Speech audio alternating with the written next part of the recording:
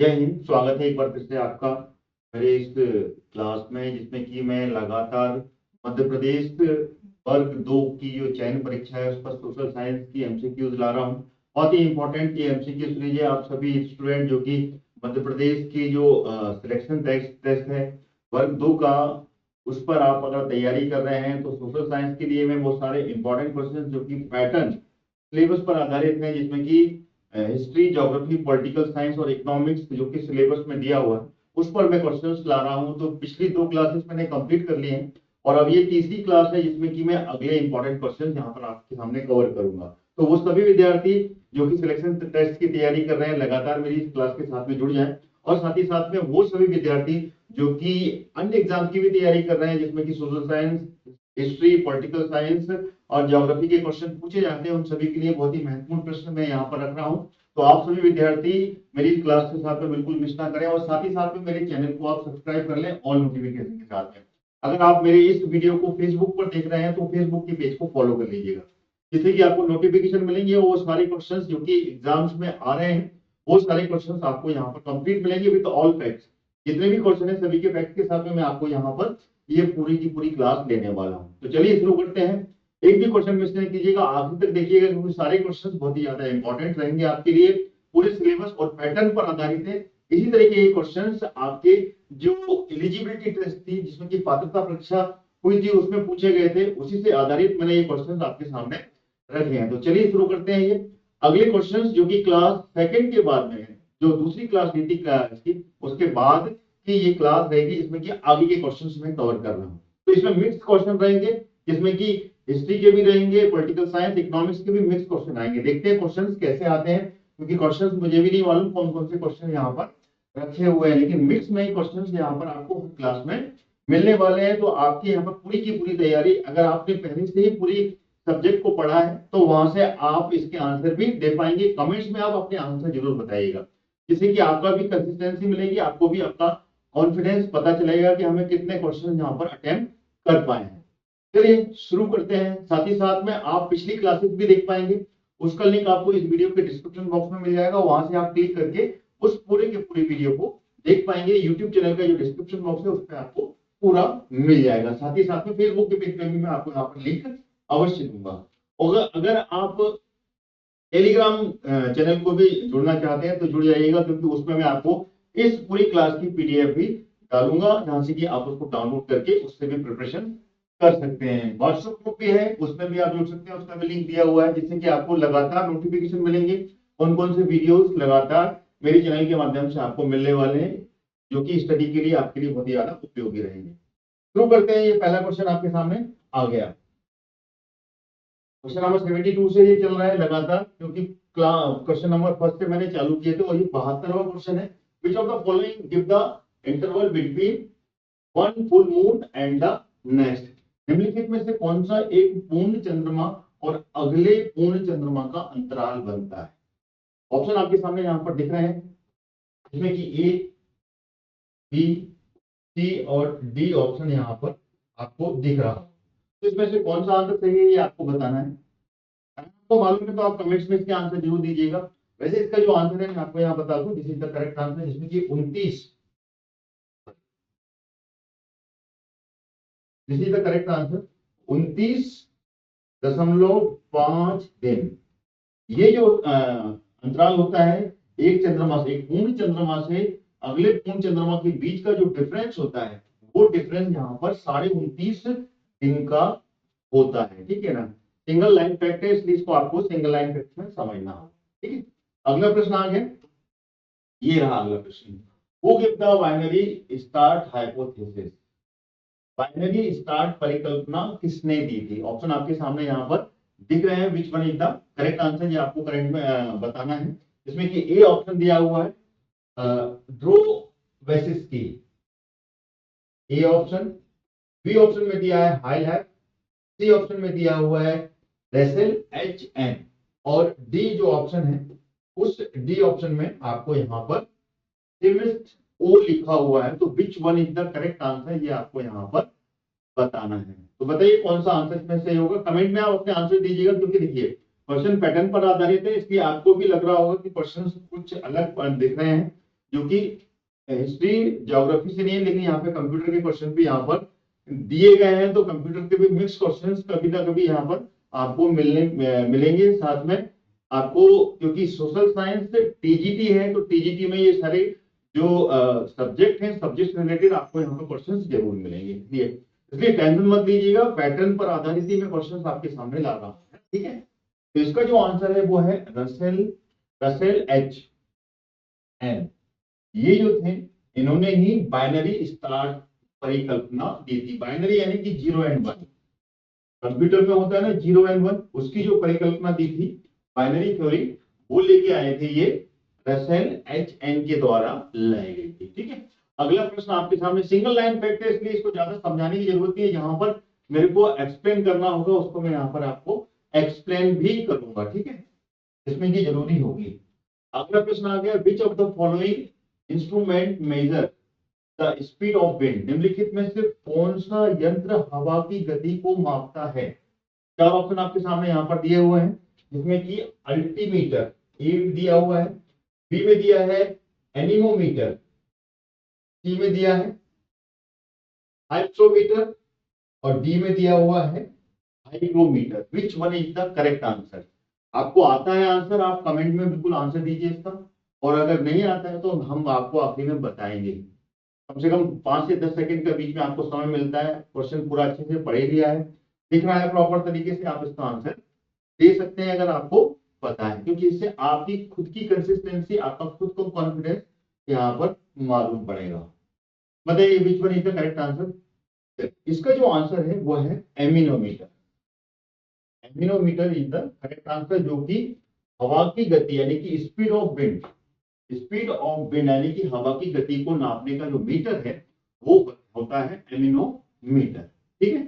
चलिए single line fact है, इसलिए इसको भी समझाने की जरूरत मेरे ख्याल से यहाँ पर नहीं बनती है। अगला प्रश्न आ गया आपके सामने, question number 75, which of the following clouds hail are form, निम्नलिखित में से किस बादल में ओले बनते हैं। ओले, बारिश के दौरान जो ओले गिरते हैं वो ओले किस प्रकार के बादल में आपको देखने को मिलते हैं, ये इसका क्वेश्चन है। तो इसमें ऑप्शन आपके सामने है सिरस बादल, साइरस क्लाउड, ए बी क्यूम्यूलिम्बस बादल, निम्बस बादल, सी में ऑप्शन में दिया है, डी में दिया हुआ है स्ट्रेटस बादल, ये डी है। तो 4 प्रकार के जो क्लाउड्स होते हैं, इन क्लाउड्स में से कौन सा क्लाउड है जिसमें कि ओले बनते हैं, जिससे कि अपने जो बारिश के दौरान में इसके बीच में मौसम बदलता है तो ओले भी आपको देखने को मिलते हैं, हर बारिश के मौसम में, सावन के मौसम में ये देखने को मिलते हैं। तो कौन सा आंसर सही है ये आपको यहाँ पर बताना है। बताइए which one is the correct option. देखिए इसका जो आंसर है वो है, अगर हम देखा जाए तो which one is the correct answer, आपको अगर आंसर मालूम है तो आप इसमें बता सकते हैं, ठीक है। तो इसका जो आंसर है वो है सी, निम्बस बादल, this is the correct answer. Nimbus बादल जो होते हैं, इस प्रकार के बादल में ओले देखने को मिलते हैं। अब हम एक एक करके, क्योंकि this is the explanation point of view, तो इसमें जो जितने भी बादल हैं उन बादलों को मैं यहाँ पर आपको एक एक करके बताऊंगा कि ये बादल किस प्रकार के होते हैं, जिसमें कि ये सारे जो टाइप दिए गए हैं ये सारे क्लाउड्स के ही टाइप हैं। तो ये बादल कौन कौन से, जैसे इसमें सिरस बादल दिया हुआ है। अगर सिरस बादल की बात की जाए तो सिरस बादल, इसकी बात की जाए तो सिरस बादल जो है ये बर्फ के क्रिस्टल से बने होते हैं। और इसकी बात की जाए बर्फ के क्रिस्टल होते हैं, इसमें ओले नहीं होते, बर्फ के क्रिस्टल होते हैं, ये बहुत ऊंचे बादल होते हैं, ठीक है ना। ये बादल जो है ना क्षोमंडल जिसको बोलते हैं, आयनोस्फीयर बोलते हैं, क्षोमंडल से सबसे ऊंचे बादल होते हैं। तो क्षोमंडल जो ऊपर वाला बादल, सबसे हाईएस्ट बादल जो होता है, उसमें ये सबसे ऊंचे बादलों में कहलाते हैं, है ना। सिरस बादल दिन के समय किसी भी समय, ठीक है, किसी भी समय अन्य बादल से ज्यादा सफेद दिखते हैं। आपने देखा होगा मॉर्निंग के टाइम में जब सन का रिफ्लेक्शन पड़ता है तब आपको एक चमकीला सा बादल आपको जब जो दिखता है, वही जो बादल है वही सिरस बादल या सिरस क्लाउड या साइरस क्लाउड जिसको बोलते हैं, वो क्लाउड कहलाता है, ठीक है। आप देखिएगा जब भी बारिश का मौसम हो, बारिश जब ढल जाती है उसके बाद में चमकीला बादल सन की रिफ्लेक्शन से जो चमक दिखता है वो कहलाता है। अब अगले बादल की तरफ में आते हैं जिसको कि क्यूमुलोनिम्बस क्लाउड कहा जाता है। क्यूमुलोनिम्बस क्लाउड के बारे में अगर बात देखी जाए तो ये भारी होते हैं, बहुत ही भारी, जिसमें कि पानी होता है, ठीक है ना। भारी और घने बादल होते हैं। बारिश के समय में जो बादल आपको, जिससे कि बारिश होती है और पूरा घना हो जाता है, काला हो जाता है एकदम से पूरा का पूरा जो एटमॉस्फेयर है, और उससे बारिश होने की पूरी अधिक संभावना होती है, वही बादल जो होते हैं वो क्यूमुलोनिम्बस क्लाउड कहलाते हैं, जो कि टावर या फिर प्लस के आकार के होते हैं, आपने देखा होगा, जिनको कि थंडर क्लाउड भी कहा जाता है, जिससे कि बहुत ज्यादा बिजली चमकती है और थंडरिंग होती है, जिसमें कि गरज और चमक के साथ जो पानी गिरती है, ठीक है ना, वो सारे के सारे जो बादल होते हैं वो क्यूमुलोनिम्बस बादल कहलाते हैं, ठीक है ना। इससे क्या ना कि बवंडर भी आते हैं, बवंडर भी आते हैं। अच्छा, कई बार इन इन बादलों से भी ओले गिरते हैं, अक्सर नहीं गिरते हैं, लेकिन एग्जैक्टली जो आंसर है वो निम्बस बादल का है, ठीक है ना। क्यूमुलोनिम्बस जो बादल है, यही जो बादल है ये ओले भी गिराते हैं ना। अगर ऑप्शन में ये इस तरीके का क्वेश्चन भी आया है कि ओले की संभावना किसमें होती है, तो क्यूमुलोनिम्बस में भी ओले की और बर्फ, मतलब अक्सर ओले भी पैदा कर देते हैं, लेकिन ज्यादातर यहाँ से पानी ही गिरता है, ठीक है, ज्यादातर इससे पानी ही गिरता है। तो इसका एग्जैक्ट आंसर क्यूमुलोनिम्बस नहीं समझिएगा, इसका जो एग्जैक्ट आंसर है वो निम्बस बादल ही है। निम्बस बादल ही जो है जो कि ओले ओले गिराते हैं ना। तो अब अपन निम्बस बादल के बारे में समझ लेते हैं। निम्बस बादल, ये बारिश भी होती है, इससे बर्फ की भी संभावना होती है, लेकिन ज्यादातर ये ओले ओले वाले बादल होते हैं, और ये काले बारिश वाले बादल भी इनको कहा जाता है। ये बादल बहुत ही घने होते हैं, और ये सूर्य की रोशनी में अपने से मतलब सूर्य की रोशनी को अपने आप से गुजरने नहीं देते, यानी कि सूर्य की रोशनी इससे नीचे रिफ्लेक्ट नहीं हो पाती है। तो आपको देखा होगा बहुत ही घने होते हैं ये, और उससे ही ये ओले गिरने की संभावना होती है। इसलिए निम्बस बादल बहुत घने होते हैं, और इससे सूर्य की रोशनी भी पास नहीं हो पाती है, तो यहां से ओले गिरते हैं। अब अगला समझते हैं जिसको कि बोलते हैं स्ट्रेट स्ट्रेट बादल, ठीक है ना, स्ट्रेट क्लाउड। अगर स्ट्रेट क्लाउड की बात की जाए तो ये बहुत कम ऊंचाई वाले होते हैं, जो कि आपको बिल्कुल सबसे पहले जो बादल दिखते हैं वो बादल जो कहते हैं वो सारे के सारे सपाट होते हैं और स्ट्रेट बादल कहलाते हैं। बिल्कुल स्ट्रेट मतलब इंग्लिश में उसको स्ट्रेट बोलते हैं, और हिंदी में उसको सपाट, एकदम सीधे बादल होते हैं, धुंधले बादल होते हैं ये। और ये बादल जमीन के, यानी कि अपने जो अर्थ से है ना सबसे करीबी बादल जो कहलाते हैं, वही बादल कहलाते हैं जो कि स्ट्रेट बादल कहलाते हैं, ठीक है ना। और ये आपको कभी कभी आपको दिखा होगा कोहरे के रूप में भी दिखाई देते हैं। कोहरा जो हो जाता है, धुंध जो हो जाती है, क्लाउड, ठीक है ना, जिसमें कि एटमॉस्फेयर में वो सारे बादल जो होते हैं वो क्रिएट करते हैं, कोहरे को भी लेकर आते हैं। तो स्ट्रेट बादल जो होते हैं ना, बादलों की सबसे नीची परत कहलाती है, यानी कि जो बादल होते हैं, जो क्लाउड होते हैं, क्लाउड की सबसे नीची लेयर जो कहलाती है वही स्ट्रेट क्लाउड कहलाती है, ठीक है। तो ये चारों ऑप्शन मैंने आपको यहाँ पर समझा दिया। अब अगले क्वेश्चन की ओर चलते हैं। क्वेश्चन बहुत ही इंपॉर्टेंट है, और सारे क्वेश्चन को कोशिश करूंगा मैं आपके सामने एक एक पॉइंट्स को यहाँ पर रखूं, क्योंकि क्वेश्चन कैसे भी बन सकते हैं। अगला प्रश्न आ गया, इसका आंसर बताइए।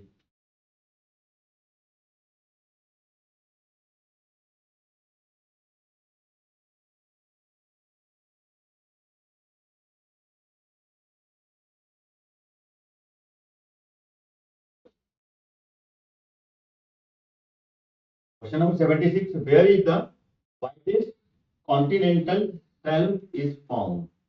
सबसे चौड़ा महाद्वीप शेल्फ कहाँ पाया जाता है। ऑप्शन आपके सामने है। आर्कटिक महासागर ए ऑप्शन दिया हुआ है, बी है अटलांटिक महासागर, सी जो दिया है वो हिंद महासागर दिया है, और डी में दिया हुआ है पैसिफिक ओशियन। तो इसमें से कौन सा आंसर सही है ये बताइएगा। देखिए, क्वेश्चन बहुत ही प्यारे हैं, इसलिए बिल्कुल भी इग्नोर मत कीजिएगा, ठीक है ना। कल को आपके क्वेश्चन ऐसे ही क्वेश्चन आए तो आप हमें ही याद करेंगे, इसलिए don't ignore any one of the question. पूरी क्लास अटेंड कीजिएगा, इससे आपको पूरा आइडिया मिलेगा। बताएं इसका आंसर क्या है। आर्कटिक, अटलांटिक, हिंद, क्योंकि ये है ज्योग्राफी का, ठीक है। तो सारे क्वेश्चन मिक्स मिलने वाले हैं यहाँ पर आपको। तो बताइए, सबसे चौड़ा महाद्वीप, महाद्वीपीय शेल्फ कहाँ पर पाया जाता है। Which one is the correct answer? Arctic महासागर, अटलांटिक, हिंद महासागर या फिर प्रशांत महासागर? बताएं। ये 4 ऑप्शन दिए हुए हैं। तो इसका जो आंसर है, अगर हम यहाँ पर देखा जाए, अगर आपने बता दिया तो अच्छी बात है। तो इसका जो आंसर है वो है ए, आर्कटिक महासागर। आर्कटिक महासागर है कहाँ, ये भी आपको पता होना चाहिए। आर्कटिक महासागर कौन सी दिशा में है, किस डायरेक्शन में मिलता है? आर्कटिक महासागर जो है वो नॉर्थ में पड़ता है, नॉर्थ में। और ये जो महाद्वीपीय शेल्फ है, ठीक है ना, ये जो होता है ये साइबेरियन, जो साइबेरिया का जो क्षेत्र है, जो कि रसिया से लगा हुआ, ऊपर वाला आर्कटिक है उससे लगा हुआ जो क्षेत्र है साइबेरियाई शेल्फ, उसको कहा जाता है, वही है सबसे बड़ा महाद्वीपीय शेल्फ। ठीक है, तो नोट कर लीजिएगा इसको, ठीक है ना। कौन सा? साइबेरियाई, साइबेरियाई शेल्फ।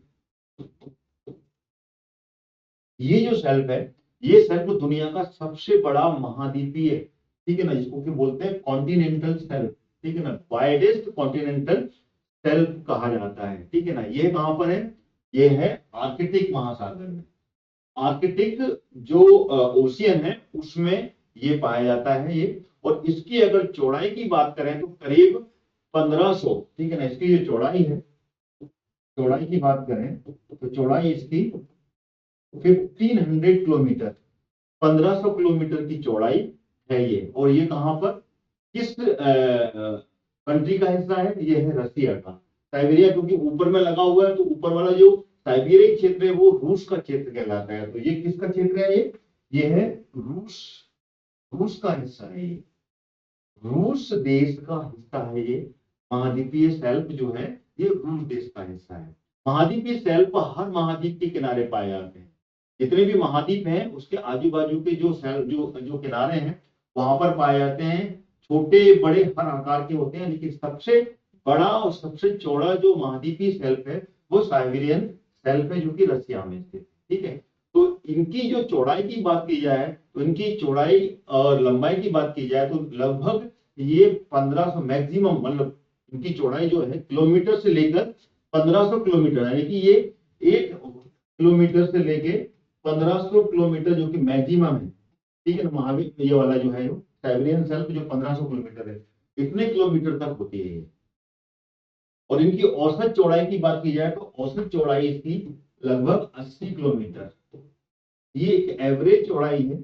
लंबाई 1500 किलोमीटर, चौड़ाई एवरेज 80 किलोमीटर तक पहुंचती है। उससे ज्यादा भी, ये एवरेज बताया है आपको, इससे कम नहीं मिलती है यहाँ पर। ये तटीय मैदान के में विस्तार रूप से काम करता है। जो तटीय मैदान होते हैं, जो कि समुद्र से लगा हुआ जो क्षेत्र है, वहां के मैदान से लगा हुआ जो महाद्वीप है वही कहलाता है यहाँ पर।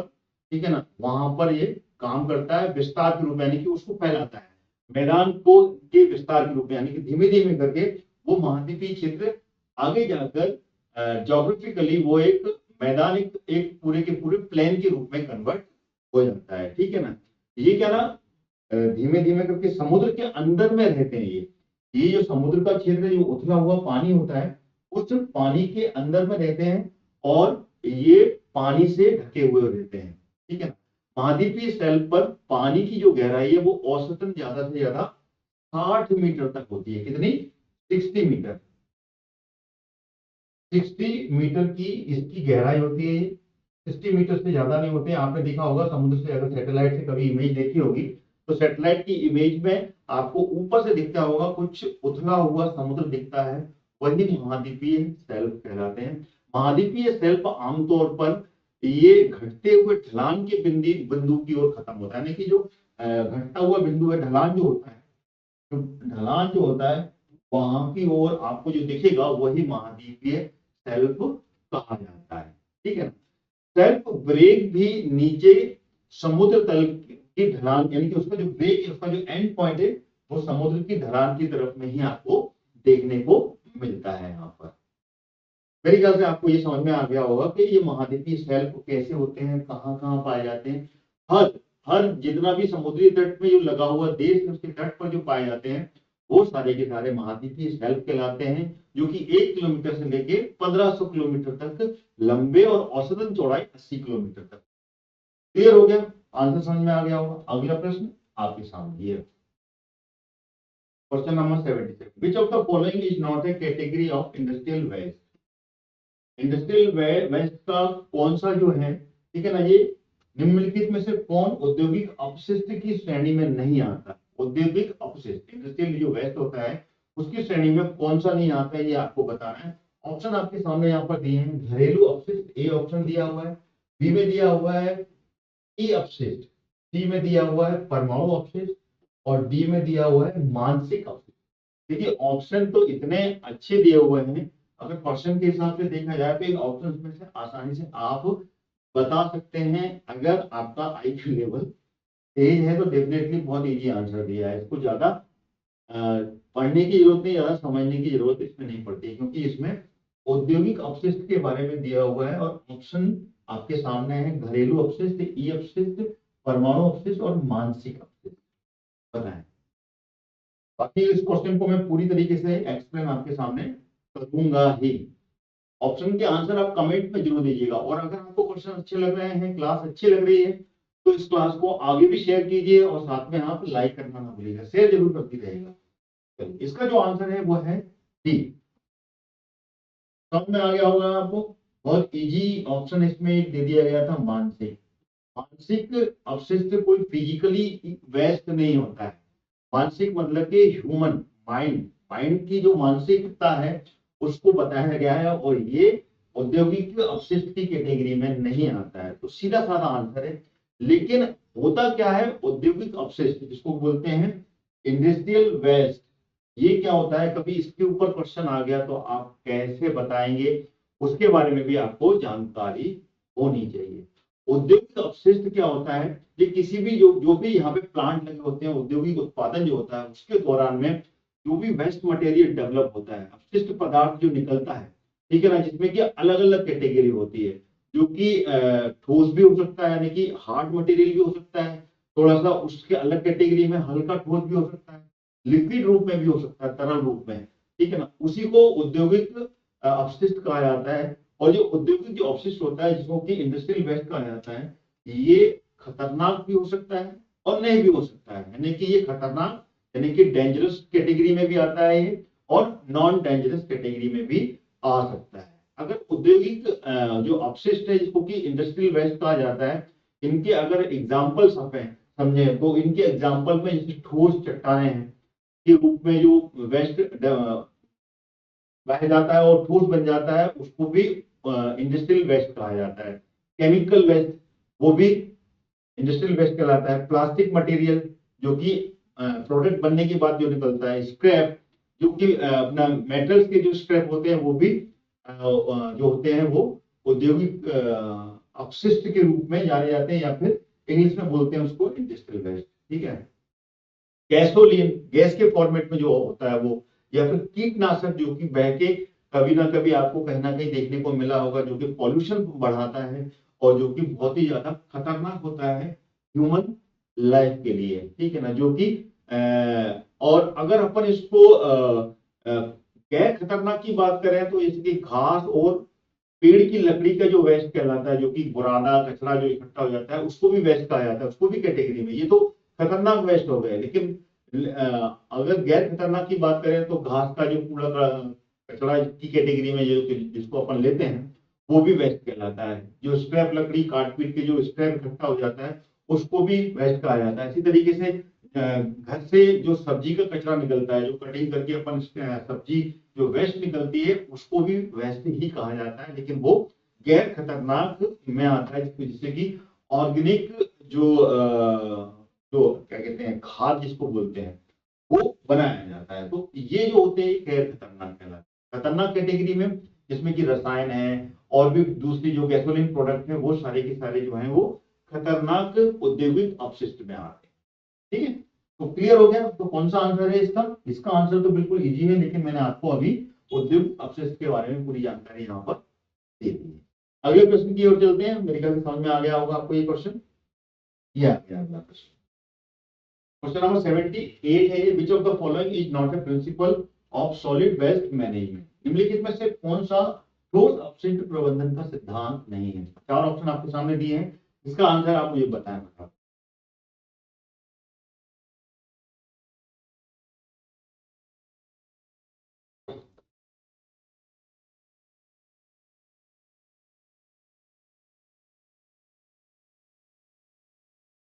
ये ऑप्शन है इसमें कि अस्वीकार करें, कम करें, बी, सी पुनः उपयोग करें, सी, और ये डी है लौटाएं। क्वेश्चन क्या है, क्वेश्चन समझना। ऑप्शन के हिसाब से क्वेश्चन क्या, निम्नलिखित में से कौन सा ठोस अपशिष्ट प्रबंधन का सिद्धांत नहीं है। Which of the following is not a principle of solid waste management. बताएं इसका आंसर, अगर आपको मालूम है अभी तो बता दिया होगा कमेंट में, बहुत अच्छी बात है। देखिए इसका जो आंसर है अब मैं आपको यहाँ पर एक्सप्लेन करूंगा। इसका आंसर है लौटाएं। ये जो लौटाने वाला सिद्धांत है ना, ये solid waste principle waste management के अंतर्गत नहीं आता है। देखो अस्वीकार करना, सॉलिड जो ठोस अपशिष्ट प्रबंधन में अगर देखा जाए तो ठोस अपशिष्ट प्रबंधन में अस्वीकार रिफ्यूज करने की भी कैटेगरी में आता है, और ठोस अपशिष्ट प्रबंधन में इसको कम करने की भी कैटेगरी होती है, और साथ में ठोस जो होता है उसको रिसाइकिल भी किया जाता है, रीयूज भी किया जाता है। ठीक है ना, तो ये तीन कैटेगरी तो बिल्कुल सही है, लौटाने वाली बात यहां पर लागू नहीं होती है। ठोस अपशिष्ट प्रबंधन जिसको कि SWM भी कहा जाता है, ठीक है ना, SWM, ठीक है ना। चलिए ये जो सिद्धांत है, ये अपशिष्ट के स्रोत को कम करना, इसमें जो है अगर पहली बात की जाए तो इसमें जो अपशिष्ट है,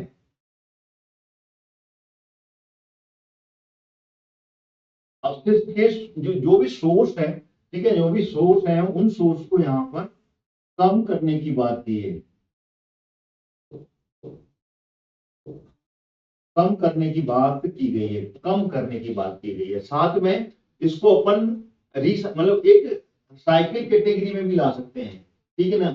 यूज किया, यूज करने के बाद में जो भी ठोस बचा उसको फिर से रिसाइकिल कर दिया, ठीक है ना। और साथ में अपशिष्ट को यहाँ पर प्रोसेस करके, ठीक है ना, संसाधनों और ऊर्जा से भी, ऊर्जा की भी इससे दोबारा प्राप्ति की जा सकती है। जो ठोस बच जाता है उसको दोबारा से एनर्जाइज भी किया जा सकता है।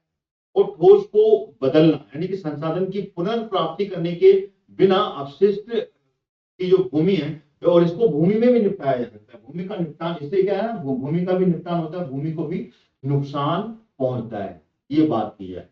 इसको अगर अपन इसको नहीं बदलते हैं तो इससे अपशिष्ट को भूमि को पर निपटाना भी कहलाता है। भूमि पर भी इसको धीमे धीमे करके इसको जीरो कर दिया जाता है, खत्म कर दिया जाता है, ठीक है ना। अपशिष्ट की जो कंपाउंडिंग है वो बायोमेथेनेशन के जरिए भी इसको प्रोसेस किया जाता है। बायोमेथेनेशन एक प्रोसेस होती है, उससे भी इसको प्रोसेस करके इसको खत्म किया जाता है। और अपशिष्ट को अलग अलग कैटेगरी में भी बांटा गया है यहाँ पर, अगर बात की जाए तो। ठीक है, क्लियर हो गया यहाँ पर, ये क्वेश्चन यहाँ पे खत्म होता है। अगला प्रश्न आ गया आपके सामने, which of the following is not a process of waste management. देखिए वेस्ट मैनेजमेंट पे क्वेश्चन यहाँ पर लगातार आपको एक साथ मिल रहे हैं पूरे के पूरे, जिसमें कि आप वो सारे के सारे क्वेश्चन यहाँ पे कंप्लीट कर लेंगे। इसके अलावा कोई क्वेश्चन अगर बनता है तो वो भी अपन शामिल करेंगे, लेकिन कोशिश रहती है मेरी कि एक कैटेगरी के सारे क्वेश्चन यहाँ पे मिल जाए। निम्नलिखित में से कौन सी अपशिष्ट प्रबंधन की प्रक्रिया नहीं है। ए ऑप्शन संग्रह, बी पृथक्करण, सी उपचार, और डी निष्कर्षण, collection, segregation, treatment and extraction. तो कौन सा ऑप्शन है जो कि यहाँ पर आपको सही मिलता है, इसमें बताएं।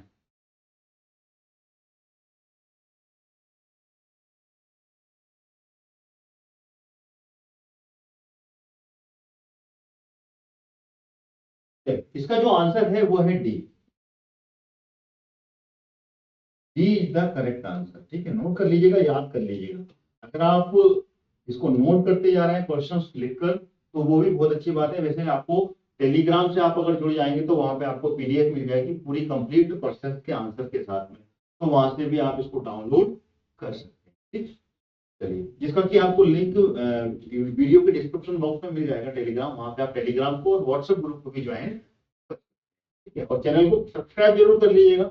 लगातार मेरे एमसीक्यू सीरीज और अन्य टॉपिक वाइज जो भी कोर्सेज चला रहे हैं हम यहाँ पर, जो कि आपको फ्री में मिल रहा है अपने चैनल पर, वहां से आप पढ़ सकते हैं। तो इसका जो आंसर है वो है निष्कर्षण, यानी कि अपशिष्ट प्रबंधन की ये प्रक्रिया नहीं है। ठीक है ना। अपशिष्ट का जो प्रबंधन होता है वो मैंने पिछली क्लास में आपको बता दिया था। पिछले वाले क्वेश्चन में मैंने आपसे इसके बारे में थोड़ी सी जानकारी दी।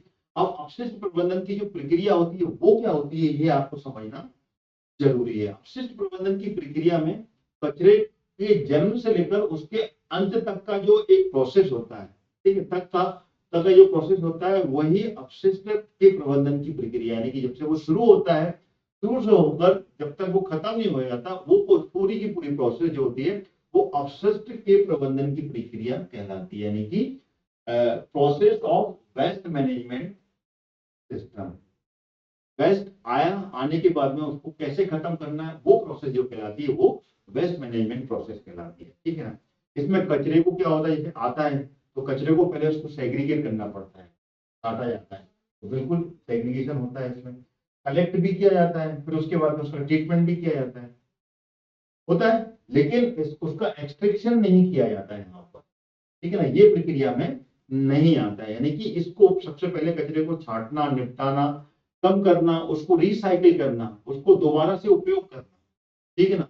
और उसके बाद में इसमें उसको किस तरीके से उसको प्रोटेक्ट किया जाए, जिससे कि उससे कोई ऐसे विषैले तत्व ना निकले जिससे कि ह्यूमन सिविलाइजेशन को कहीं ना कहीं पे नुकसान पहुंचा सकते हैं। तो उसके लिए भी यहाँ पर उसको भी रोकथाम भी यहाँ पर शामिल होती है वेस्ट मैनेजमेंट सिस्टम।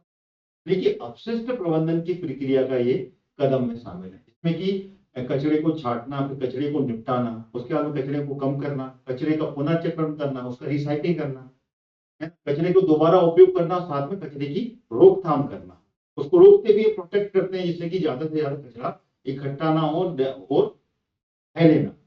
तो ये सब प्रोसेस जो होती है, ये प्रोसेस जो कहलाती है, ये वेस्ट मैनेजमेंट की प्रोसेस कहलाती है। ठीक है। अगला प्रश्न समझ में आ गया होगा आपको, ये रहा, बताएं लीचेट क्या है, व्हाट इज लीचेट। नंबर 80 है। ये ऑप्शन आपके सामने चार यहाँ पे साफ साफ यहाँ पर नजर में भी आ रहे होंगे। ए ऑप्शन, बी, सी और ये D.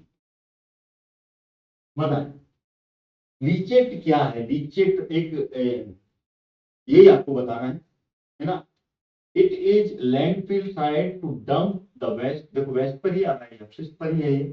What is the is it water, यानी कि यह कचरे को डंप करने के लिए एक लैंडफिल साइट है, ये ऑप्शन है। या फिर यह पानी है जो कि सीवेज के माध्यम से रिस गया है, उसको लीचेट कहा जाता है।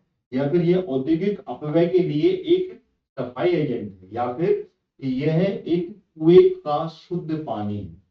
लीचेट किसको कहते हैं, एक पर्टिकुलर वर्ड है ये, जिससे ये पूरा का पूरा एक चीज डिफाइन होती है, वो बताइए। बहुत ही प्यारा क्वेश्चन है। क्वेश्चंस के पैटर्न आप अगर समझ रहे हैं तो आप समझ सकते हैं कि क्वेश्चंस कैसे एग्जाम में पूछे जा सकते हैं। बिल्कुल सिलेबस पर लेकर पिछले एग्जाम्स को स्टडी करके ये क्वेश्चंस आपके सामने मैं लाया हूं, इसलिए क्वेश्चंस को बिल्कुल इग्नोर मत कीजिएगा। आई मस्ट टेल यू, अगर आपने इग्नोर किया और उसके बाद में हमारी क्लास को आपने देखी, डेफिनेटली आप बोलेंगे कि क्लास हमने मिस कर दी, नहीं तो हम क्वेश्चन अटेंड कर लेते। सारे क्वेश्चन अच्छे मिलने वाले हैं। ठीक है, बताइए इसका आंसर क्या है। देखिए, इसमें हिस्ट्री, ज्योग्राफी, पॉलिटिकल साइंस और अन्य टॉपिक जो कि जिसमें मिक्स होकर क्वेश्चन आ सकते हैं, ईएसपी दे सकता है, वो क्वेश्चंस में ला रहा हूं। तो इसका जो आंसर है वो कौन सा है, यहाँ पर which one is the correct answer. देखिए, इसका जो आंसर है वो है, यह पानी है जो कि सीवेज के माध्यम से रिस रहा है। सीवेज के माध्यम से जो पानी रिसता है उसको कहा जाता है लीचेट। ठीक है ना। लीचेट एक क्या है, अगर लीचेट को एग्जैक्ट डिफाइन किया जाए तो एक दूषित, यानी कि एक कंडेमिनेटेड मटेरियल है, पदार्थ है ये। ठीक है ना। इसको अगर हम समझने की कोशिश करें तो लीचेट एक दूषित पदार्थ, दूषित दूषित पदार्थ है ये, दूषित मटेरियल यानी कि एक लिक्विड है ये पदार्थ, मतलब कि यहाँ पर इसको और अच्छे से लेंगे क्योंकि ये अगर पानी के साथ में रिस रहा है तो ये एक तरल पदार्थ, पानी के साथ जो रिश्ता है वो लिक्विड ही होता है, तरलता के रूप में पानी के साथ में। आपने देखा होगा कहीं ना कहीं सीवेज लाइन फूट जाती है और उसमें से जो धीमे धीमे करके पानी रिश्ता रहता है रोड पर या फिर अपने जो जो कॉरिडोर होता है उसमें बह के जो आ जाता है वही कहलाता है लीचेट, उसको लीचेट बोला जाता है ये, जो कि लैंड फील्ड में जमा, यानी कि अब वो बहता कैसे है, क्योंकि देखिए अगर पूरा का पूरा सीवेज लाइन है, वो सीवेज लाइन में कहीं पे भी कुछ एब्स्ट्रक्शन आ गया है, कहीं पे कोई कचरे से उसको रुक गया है, तो रुकने के बाद में वो ओवरफ्लो होता है और ऊपर से जो धीमे धीमे करके बहने लगता है वो कहलाता है लीचेट। यानी कि जो लैंड फील्ड में जमा कचरे से रिसने वाला जो पानी बनता है, पानी से जो बनता है वही लीचेट कहलाता है। और ये जो लीचेट है वो आगे जाके धीमे धीमे करके क्या ना कि जो भूजल स्तर यानी कि भूजल को भी, जो पानी के अंदर में अंदर का जो सोर्स ऑफ वाटर है, ठीक है ना, वाटर का जो सोर्स है उसको भी दूषित करता है, क्योंकि इसके लिए पूरे के पूरे पाइप लगाए जाते हैं। अगर अपन किसी प्लांट की बात करें, कोई इंडस्ट्रियल प्लांट की बात करें, अगर उसमें कोई ऐसा केमिकल चीज है जो केमिकल इस पाइप के थ्रू वेस्ट करके कहीं ना कहीं पे स्टोर किया जा रहा है और उसके बाद में उसको पूरी की तरीके से खत्म किया जा रहा है, तो वो अगर इसके अंदर नहीं जा रहा है और कहीं से कुछ एक्सट्रैक्शन के कारण दूसरी जगह रिसने लगा, तो वहां पर जो पानी का सोर्स है या फिर भूजल स्तर है उसको भी नीचे जाएगा और उसको भी यहाँ पे कंडेमिनेट कर देगा, उसको दूषित कर देगा। तो ये क्या करता है, ये रिसने के कारण भूजल को भी दूषित करता है और ये अपने जो हेल्थ है यानी कि ह्यूमन की जो हेल्थ है उनके उसके लिए भी यानी कि स्वास्थ्य के लिए भी ये खतरनाक होता है। अगर लीचेट के बारे में अपन और जानकारी चाहें तो इसका जो डेवलपमेंट यानी कि ये कैसे बनता है, इसका निर्माण कैसे होता है, तो इसका जो निर्माण होता है जब बारिश का पानी लैंडफिल के कचरे में के साथ में जम जाता है, तो जब उससे होकर गुजरता है तो बारिश के समय में ये एक्सट्रैक्शन बनाता है, कहीं ना कहीं जो कुछ अगर सोर्स खुला रहता है तो वहां से कचरा इकट्ठा होके उस पाइप में वहां पे यहाँ से की वो जो वेस्ट मटेरियल पास हो रहा है वहां पे रुक जाता है और रुकने के कारण वहां से ये सोर्स बाहर आ जाता है, तो उससे ये नुकसान होता है। ठीक है, लीचेट कुछ भी हो सकता है, ये एक ऑर्गेनिक भी हो सकता है और नॉन ऑर्गेनिक यानी कि अनऑर्गेनिक एलिमेंट भी हो सकता है, कोई भी रासायनिक या फिर कार्बनिक अकार्बनिक रसायन भी हो सकता है, भारी मात्रा की धातु भी हो सकती है या फिर कोई भी ऐसे रोगाणु हो सकते हैं जो कि ह्यूमन सिविलाइजेशन को नुकसान पहुंचा सकते हैं। ठीक है, तो ये जो कहलाता है ये लीचेट कहलाता है, जो कि अपनी ह्यूमन सिविलाइजेशन को नुकसान पहुंचा सकता है, इससे कई बीमारियां फैल सकती है, कई तरीके की जोखिम इससे ह्यूमन सिविलाइजेशन में डेवलप हो सकता है। ठीक है ना, तो लीचेट से क्या होता है कि इससे जो पानी की जो गुणवत्ता है, पानी की जो क्वालिटी है वो खराब हो जाती है, हार्ड हो जाता है पानी और धीमे धीमे करके अपने इनहेलिंग में कहीं ना कहीं बॉडी में बहुत ज्यादा नुकसान पहुंचाता है, क्योंकि जल ही जीवन है और पानी के अलावा अगर पानी के सोर्स में अगर कोई भी जम कीटाणु आ जाता है तो शरीर के लिए बहुत ज्यादा नुकसान। तो इसमें 100 से ज्यादा तरीके के जो कार्बनिक घटक होते हैं वो जो होते हैं वही लीचेट कहलाते हैं और वो यहाँ पर इस पानी की मात्रा में मिल जाते हैं। ठीक है ना, लीचेट में अमोनियम नाइट्रोज और जो दूसरी चीजों की जो कंसंट्रेशन है वो ज्यादा होती है, जिससे कि वो पानी पूरी तरीके से दूषित हो सकता है। ठीक है, और इसके जो नुकसान होते हैं लीचेट के, वो भूजल को दूषित दूषित करता है, साथ में स्वास्थ्य के लिए भी खतरनाक होता है। अगर हम इसका सही तरीके से ट्रीटमेंट नहीं कर पाते हैं तो ये बहुत ज्यादा नुकसान पहुंचाता है। तो इसको इसको ट्रीटमेंट भी किया जाता है, ट्रीटमेंट करके इसको रिमूव भी कर सकते हैं। केमिकल तरीके उपचार होता है एक, जिसको कि हाइब्रिड इलेक्ट्रो एंगुलेशन कहा जाता है, उससे इसका ट्रीटमेंट किया जाता है और उसके बाद में ये अच्छे तरीके से प्रोसेस हो जाता है।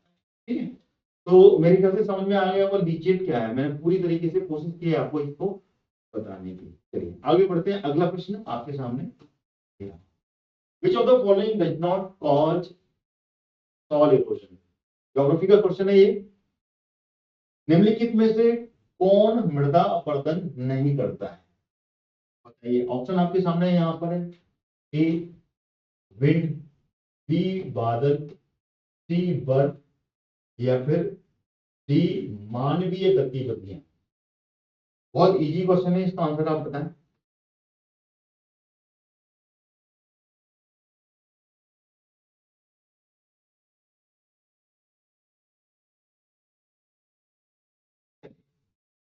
आंसर आपने बता दिया होगा। क्या क्लास को शेयर करते रहिएगा आप, क्योंकि क्लास ही है जो कि एक इम्पॉर्टेंट है मेरे लिए और आपके लिए और अन्य विद्यार्थियों के लिए जो कि एग्जाम की तैयारी कर रहे हैं।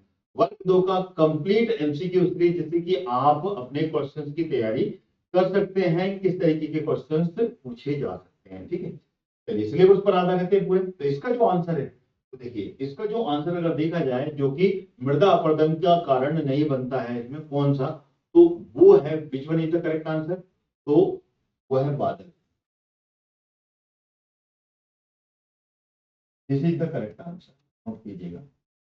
होती क्या है रे, वो सॉइल इरोजन क्या होता है, ज्योग्राफी में आपने पढ़ लिया होगा। मिट्टी का कटाव जिसको कहा जाता है, मृदा अपरदन कहा जाता है। मिट्टी कट जाती है, मिट्टी किसी भी पेड़ पौधे की जड़ छोड़ देती है और वहां से कट के बह जाती है, उसको कहते हैं मृदा अपरदन। मृदा का, मिट्टी का कटाव होना है ना, मृदा अपरदन यानी कि मिट्टी की जो ऊपर की परत है, यानी कि जो फर्स्ट लेयर है, फर्स्ट लेयर, ये मिट्टी मान लीजिए, इस मिट्टी की, ये मिट्टी की फर्स्ट लेयर है, और फर्स्ट लेयर कमजोर होकर अगर यहाँ से कट जाए तो यहाँ का हिस्सा जो कि एक उपजाऊ, एक क्रॉपिंग लैंड है, और वो पूरी की पूरी चली जाती है। यानी कि मिट्टी का कटाव, क्षरण होना, ठीक है ना, भूमि का क्षरण होना, यही कहलाता है मृदा अपरदन। अच्छा, मृदा अपरदन किस किस तरीके से हो सकती है, कैसे हो सकती है, उसी का क्वेश्चन है ये। मृदा अपरदन देखिए बहुत जगह अब मिट्टी है, ठीक है ना, और वहां पर पेड़ पौधे नहीं लगे हुए हैं, जंगल नहीं है, तो जंगल अगर पेड़ लगा हुआ है तो पेड़ की जड़ों से मिट्टी को वो थामे रखता है। अगर कोई पेड़ लगा हुआ है, फॉर एग्जाम्पल, तो अगर पेड़ कोई लगा हुआ है,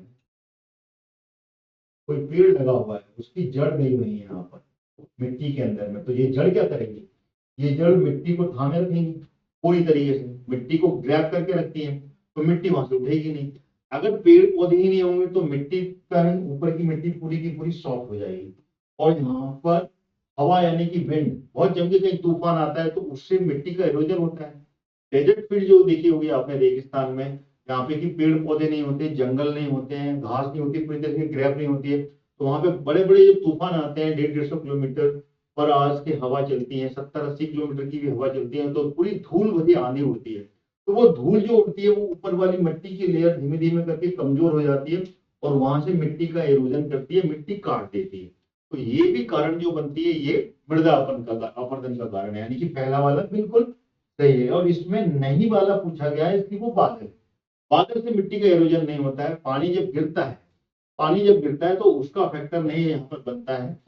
यहाँ पर बर्फ इरोजन करती है, बर्फ देखा होगा आपने, लद्दाख के क्षेत्र जो कि पूरा बर्फ से घिरा हुआ होता है, वहां से वो पूरा मृदा अपरदन का कारण होता है, वो पूरा मरुस्थल बना देता है और मिट्टी का कटाव करता है, वो धीमे धीमे करके, धीमे धीमे जमती है ना उसके अंदर में, तो वो नुकसान पहुंचाता है। मानवीय गतिविधियां, मानवीय यानी कि हम, आप और मैं जैसी चीजें जो कि नुकसान पहुंचाते हैं इसमें, प्राकृतिक और मानवीय गतिविधियां, ये सब इसकी कारण होती है, जो कि एक भौतिक प्रक्रिया है, यानी कि फिजिकल जो प्रोसेस है वो कहलाती है, जिसमें कि बारिश, बर्फ, हवा, पौधे, ये सब चीजें है ना, ये पौधे और जानवरों की जो गतिविधियां हैं, ये जानवर आते हैं, ठीक है ना, जानवर वो पूरी मिट्टी को उखाड़ देते हैं, ह्यूमन बींग्स हैं वो मिट्टी को खोद देते हैं, तो ह्यूमन एक्टिविटीज भी नुकसान पहुंचाते हैं, जिसमें कि अधिक से अधिक अगर अपन कृषि करते हैं तो खेत की जुताई होती है, उसके बाद में मिट्टी का कटाव होता है, उससे नुकसान पहुंचता है।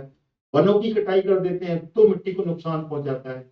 अधिक पशुओं के द्वारा अगर किसी क्षेत्र में उसके क्षेत्र की अधिकता, उस वहां पर चारण, यानी कि वहां पे पशु उसका चारा खा जाते हैं, खत्म हो जाता है, वहां पे हरियाली खत्म हो जाती है, तो भी मिट्टी का कटाव होता है। या फिर जो अनुचित तरीके से भूमि का उपयोग होता है, उससे मिट्टी का भी कटाव होता है, ठीक है ना। मृदा अपरदन के जो प्रभाव होते हैं उससे क्या होती है, अगर मृदा, मिट्टी कट जाती है तो उससे क्या होता है, उर्वरक, मिट्टी की जो फर्टिलिटी रेट है वो कम हो जाता है, उर्वरकता उसकी कम हो जाती है, और यहाँ पर जब उर्वरकता कम होती है तो कई जगह पर यहाँ पे की बायोडाइवर्सिटी पाई जाती है, जैव विविधता पाई जाती है, वो जैव विविधता भी धीमे धीमे करके अगर वहां पे सॉइल इरोजन हो रहा है तो उससे जैव विविधता भी कम हो जाती है, बायोडायवर्सिटी भी धीमे धीमे जीरो हो जाती है। बायोडायवर्सिटी वाले क्षेत्र कौन कौन से हैं ये आप मुझे कमेंट करके बताएं, भारत में कहाँ कहाँ पर बायोडायवर्सिटी एरिया पाया जाता है, ठीक है। और साथ ही साथ में यहाँ पर अगर देखा जाए तो पारिस्थितिक तंत्र जो होता है, पारिस्थितिक तंत्र अगर आपने पढ़ा होगा तो उसमें भी यहाँ पे डिसबैलेंस हो जाता है, असंतुलित हो जाता है, और उससे जो आज के समय में ग्लोबल वार्मिंग की जो एक अभी बातें की जा रही है वो क्यों की जा रही है, कहीं ना कहीं पारिस्थितिक तंत्र में बदलाव, उसमें जो डिसबैलेंस हो रहा है, असंतुलन जो पैदा हो रहा है, वो भी इसका कारण होता है जो कि नुकसान पहुंचाती है, ठीक है। तो पारिस्थितिक तंत्र में भी यहाँ पे बदलाव देखने को मिलता है अगर मिट्टी का कटाव हो रहा है, ठीक है ना। और इससे क्या होता है, नदी में जो का जो सरफेस है, जो उसकी तल उस पर भी प्रभाव पड़ता है, क्योंकि धीमे धीमे करके मिट्टी बह के नदियों में जाती है, कटाव होकर, क्योंकि बहती हुई मिट्टी सीधे नदी के तल में जाएगी और नदी का तल धीमे धीमे उथला होता चला जाएगा, तो नदी पे भी प्रभाव पड़ता है, नदी भी धीमे धीमे भराव के कारण में आ जाती है। अगर देखा जाए तो सरस्वती नदी का जो एक एग्जाम्पल है वो कैसे है, आज के समय में भारत में जो प्राचीन इतिहास में सरस्वती नदी जो बहती थी, सरस्वती रिवर जो बहती थी, वो अब जमीन से 60 से 70 फीट नीचे बह रही है, वो नीचे चली गई है, तो वो भी कहीं ना कहीं पे जैव विविधता के कारण का, जिसमें कि कम हुई बायोडायवर्सिटी वहां पर, और उस कारण से वो नीचे चली, ठीक है। तो क्लियर हो गया होगा आपको मृदा अपरदन होता है। अगर महाभारत की बात किया है तो भारत के मध्य के कौन कौन से क्षेत्र में मृदा अपरदन होता है, मिट्टी का कटाव होता है, सॉइल इरोजन होता है, कहाँ कहाँ होता है, ये आप मुझे कमेंट में बताएं। चलिए अगला प्रश्न आ रहा है आपके सामने, ये रहा अगला प्रश्न।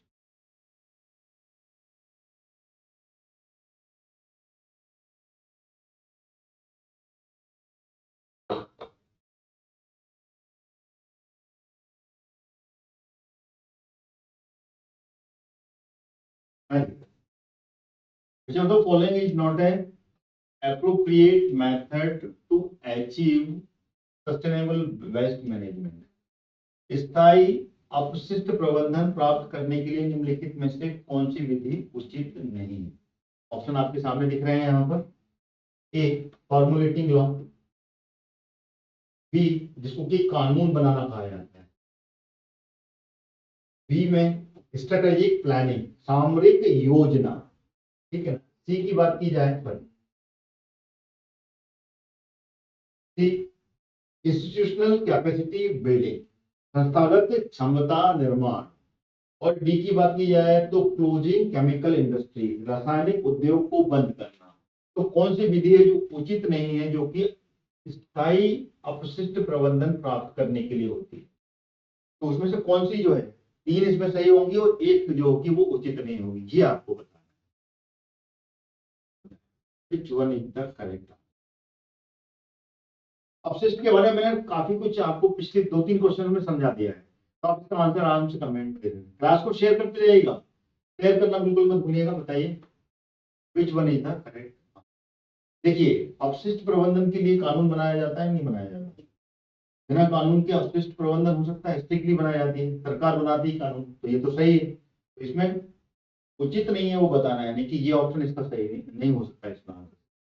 सामरिक योजना प्लानिंग की जाती है, कहीं ना कहीं स्ट्रेटेजिक प्लानिंग की जाती है, प्लानिंग के तहत ही अपशिष्ट प्रबंधन होता है कि नहीं होता?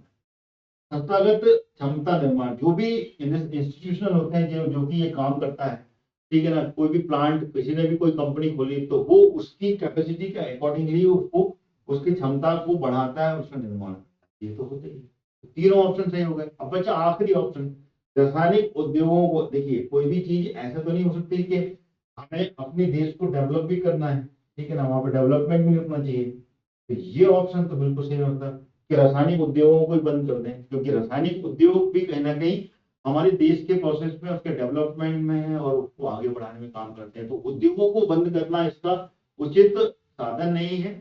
बाकी के समय तो उद्योगों के लिए यहाँ पर आप कानून बना के उस उद्योग में कंट्रोल कर सकते हैं कि किस तरीके से आप अपशिष्ट को प्रबंध कर सकते हैं, उसकी प्लानिंग की जा सकती है, और उसके क्षमता संस्थागत जो उद्योग वाले, जिसने उद्योग लगाया है, चाहे वो गवर्नमेंट ऑर्गेनाइजेशन हो या नॉन गवर्नमेंट ऑर्गेनाइजेशन, वो उसको प्लान करके उसकी कैपेसिटी को डेवलप कर सकती है कि किस तरीके से अपशिष्ट को प्रबंध किया जाए।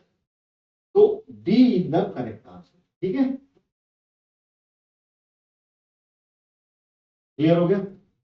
आगे बढ़े।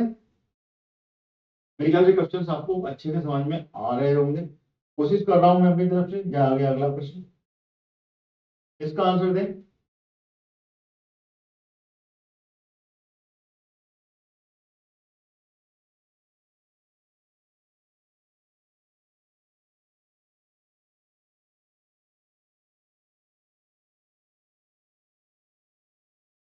Question number 83, which of the following is not a correct combination of industrial waste with it category. निम्नलिखित में से कौन सा औद्योगिक कचरा अपनी श्रेणी के साथ सही संयोजन नहीं है? ऑप्शन आपके सामने है, ए, बी, सी और ये डी।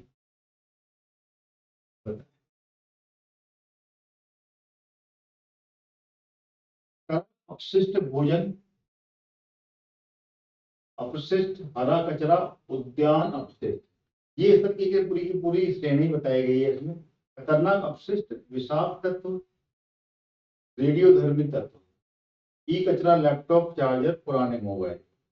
पुनर्चक्रण योग्य अपशिष्ट, खाद्य अपशिष्ट, कपड़ा अपशिष्ट और कागज अपशिष्ट। कॉमा लगा हुआ है।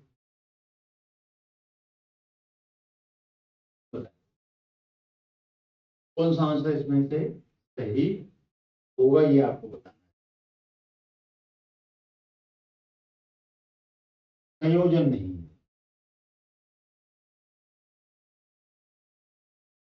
औद्योगिक लिखा हुआ है, कैटेगरी में उद्योग लिखा हुआ है, तो औद्योगिक के लिए यहाँ पर किस किस कैटेगरी में औद्योगिक? खतरनाक अपशिष्ट जो होता है ये उद्योग कैटेगरी में आता है, विषाक्त तत्व उद्योग में आता है, रेडियोधर्मी उद्योग में आता है, ई कचरा ये भी उद्योग से जुड़ा हुआ है, चार्जर, पुराने मोबाइल, पुनर्चक्रण अपशिष्ट, खाद्य अपशिष्ट, कपड़ा अपशिष्ट और कागज, ये पूरे के पूरे उद्योग से रिलेटेड। अब यहाँ पर औद्योगिक कचरे की श्रेणी का समायोजन नहीं है, तो सीधी सीधी बात है, ए इज द करेक्ट आंसर। जिसमें कि तरल अपशिष्ट है, भोजन है, हरा कचरा है, उद्यान का कचरा है, तो ये उद्योग में नहीं आता है, करेक्ट ना? तो इसका आंसर कौन सा होगा? A answer is the correct. Simple easy question, हर तरीके के यहाँ पर क्वेश्चन मिलेंगे आपको एग्जाम में। सिंपल, मॉडरेट और हार्ड तीनों लेवल आएंगे यहाँ पर। आपने अगर अच्छे से तैयारी करी है, जिसने कि हार्ड लेवल का भी 10% तक पहुंच गया है, 10 से 15% तक पहुंच गया है, उसका सिलेक्शन पक्का है। यानी कि मॉडरेट से ऊपर जाना है आपको, ठीक है? क्योंकि आज के समय में कंपटीशन बहुत बढ़ गया है, लाखों बच्चे एग्जाम देते हैं। अब तो सिलेक्शन टेस्ट है, यानी कि जिसने पात्रता परीक्षा पास की होगी सिर्फ only those person are eligible to fight that examination selection test. तो बहुत है, 2018 में जो पास हुए थे वो भी यहाँ पर एलिजिबल हैं, और साथ में अभी सिलेक्शन टेस्ट हुआ था उससे भी निकल के आए हैं। तो लगभग मान के चलिए 2 से 2.5 लाख बच्चे यहाँ पर अपेयर होंगे टोटल ऑल ओवर, जिसमें कि सोशल साइंस के अलग मिलने वाले हैं, उससे भी ज्यादा हो सकते हैं। मैं तो एक आंकड़ा बता रहा हूं आपको कि आपको अपना लेवल खुद तैयार करना है कंपटीशन के बेसिस पर। ठीक? अगला प्रश्न आ गया।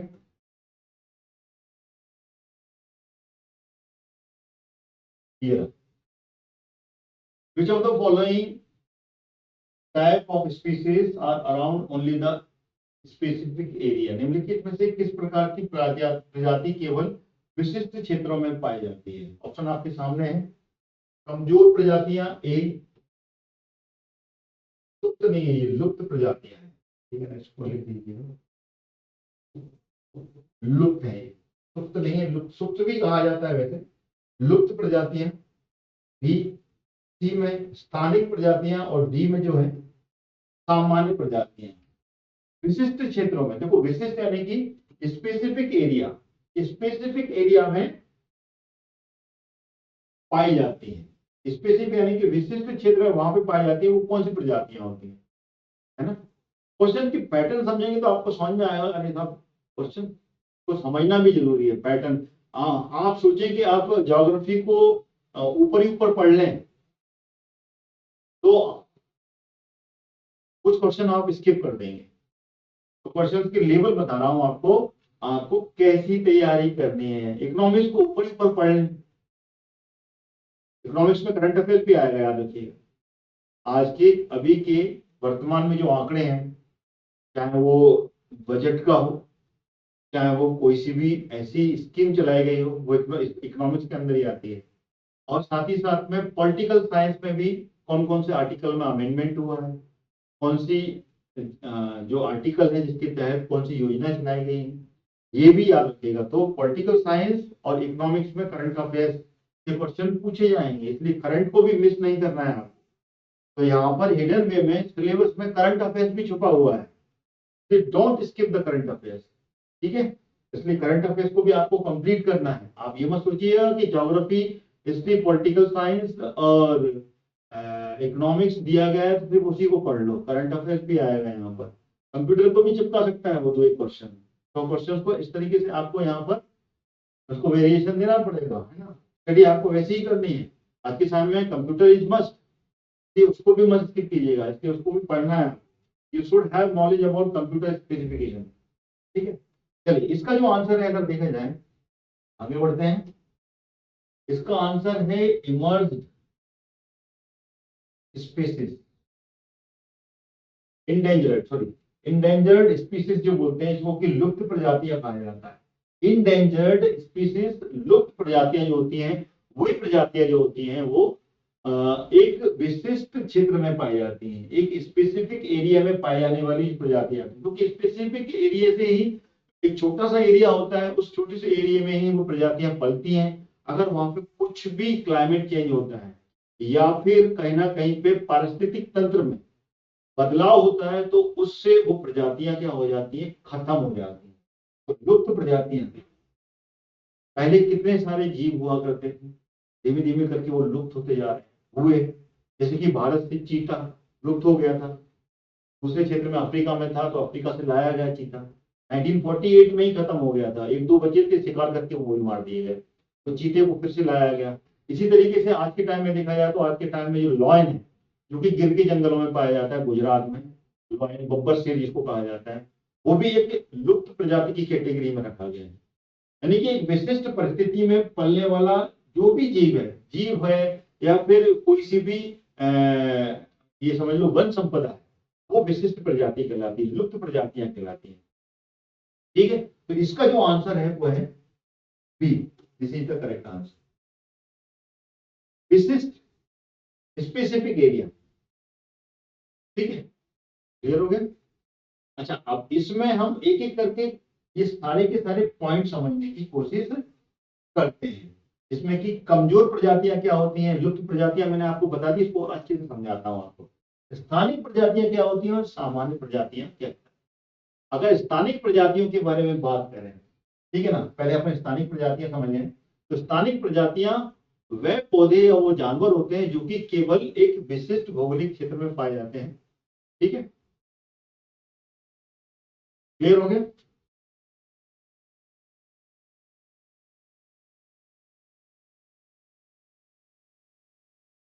देश, द्वीप, पर्वत और श्रृंखला में पाए जाते हैं। क्लियर हो गया। तो यही लुप्त प्रजातियां कहलाती हैं, ये वाली, ठीक है। यही लुप्त प्रजातियों के बारे में आपको समझा रहा हूं। और इनके लुप्त होने का जो खतरा होता है वो अधिक से अधिक होता है, क्योंकि ये स्थानिक होते हैं, एक विशेष परिस्थिति में पाए जाने वाली, ठीक है ना। तो मैं इसी के बारे में आपको समझा रहा हूँ। कमजोर प्रजातियां तो कमजोर एक अलग कैटेगरी में आती है, तो यहाँ पर लुप्त प्रजाति के बारे में अपन पूरा समझ लेते हैं। तो स्थानिक प्रजातियों के अगर उदाहरण की बात करें तो मैंने अभी आपको बताया बब्बर शेर जो है, ठीक है ना, जो कि भारतीय शेर के नाम से भी जाना जाता है। एक बड़ा जानवर है जो कि केवल अपने कहाँ पाया जाता है, गुजरात के गिर वन में पाया जाता है। तो उसके आसपास का जो क्षेत्र होता है वो एक विशिष्ट क्षेत्र कहलाता है, तो विशिष्ट स्पीसीज वहीं पे पाई जाती है। उसकी क्लाइमेटिक कंडीशन के हिसाब से वो वहां पर रहते हैं। कश्मीर वाला क्षेत्र जिसे कश्मीरी हिरन कहा जाता है, जिसको कि अंगुल भी कहा जाता है, अंगुल, ठीक है ना, अंगुल भी कहा जाने वाला जो मध्य एशियाई हिरण है, लाल हिरण के रूप में जाना जाता है, जो कि जम्मू कश्मीर और उत्तरी हिमालय प्रदेश में पाया जाता है, ऊंची चोटियों पर और पहाड़ियों में पाया जाता है। ये भी एक लुप्त प्रजाति है। और बात की जाए तो इसमें, ठीक है ना, पूंछ वाला जो मकाक है, ठीक है ना, शेर की पूंछ वाला एक मकाक होता है जो एक लुप्त प्रजाति है, जो कि दक्षिण भारत में पाई जाती है। वो भी एक लुप्त प्रजाति में दक्षिण भारत के क्षेत्र में पाई जाती है, वो भी लुप्त होने वाला है, पश्चिमी घाट में पाया जाता है। वेस्टर्न जो घाट है, वेस्टर्न जोन जो है, सह्याद्री पर्वत की माला है, नीलगिरी की पहाड़ियां जिसको कहा जाता है, वहां पर पाया जाता है। ऐसे ही वायलेट कलर का जो मेंढक होता है, बैंगनी मेंढक, ये मेंढक भी भारत के पश्चिमी घाट में पाया जाता है, जो कि स्थानिक रूप से पाया जाता है। तो ये भी एक लुप्त प्रजाति के रूप में, यानी कि बहुत कम मात्रा में पाए जाने वाले जो जीव होते हैं वही जीव कहलाते हैं लुप्त प्रजाति। तो ये जो होती है ये विशिष्ट होती है। ठीक है, क्लियर हो गया? अगले क्वेश्चन की ओर चले। इसको क्लियर समझ में आ गया? अगला आ गया। ठीक है, which of the following tree usually found in the Himachal and Arunachal are nearly extinct due to exploitation for their use in treatment of cancer? Himachal और अरुणाचल में आमतौर पर पाए जाने वाले निम्नलिखित में से कौन से पेड़ हैं जो कि कैंसर के इलाज के लिए उपयोग में अत्यधिक दोहन के कारण लुप्त हो गए? ऑप्शन आपके सामने दिए हुए हैं इसमें, नीलगिरी, चिनार, सदाबहार या फिर पाइन। पाइन या फिर इसको देवदार भी बोला जाता है। जी बताएं, पाइन ट्री या देवदार, which one is the correct answer?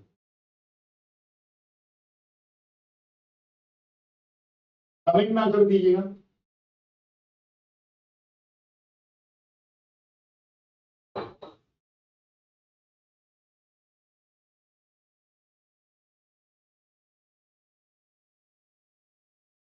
इसका जो आंसर है वो है, नोट कीजिएगा, सदाबहार। सदाबहार जो पेड़ है, एवरग्रीन फॉरेस्ट को बोलते हैं। एवरग्रीन ट्री जिनको कहा जाता है, वो एवरग्रीन फॉरेस्ट जो है उसमें जो पेड़ पाए जाते हैं वही पेड़ जो होते हैं वो कैंसर के इलाज के लिए इनका उपयोग होता है। इनका अधिक दोहन होने के कारण ये खत्म हो गए। ठीक है ना। देवदार आपको उत्तरी क्षेत्र में, कश्मीरी क्षेत्र में, हिमाचल में, अरुणाचल प्रदेश, हिमाचल प्रदेश में, अपना उत्तराखंड हुआ, कश्मीरी क्षेत्र हुआ, वहां पे अधिक पाए जाते हैं। चिनार के पेड़ आपको कहीं पे भी मिल जाएंगे, चिनार के पेड़। ठीक है ना, ये भी ऊपरी उत्तरी क्षेत्र में है।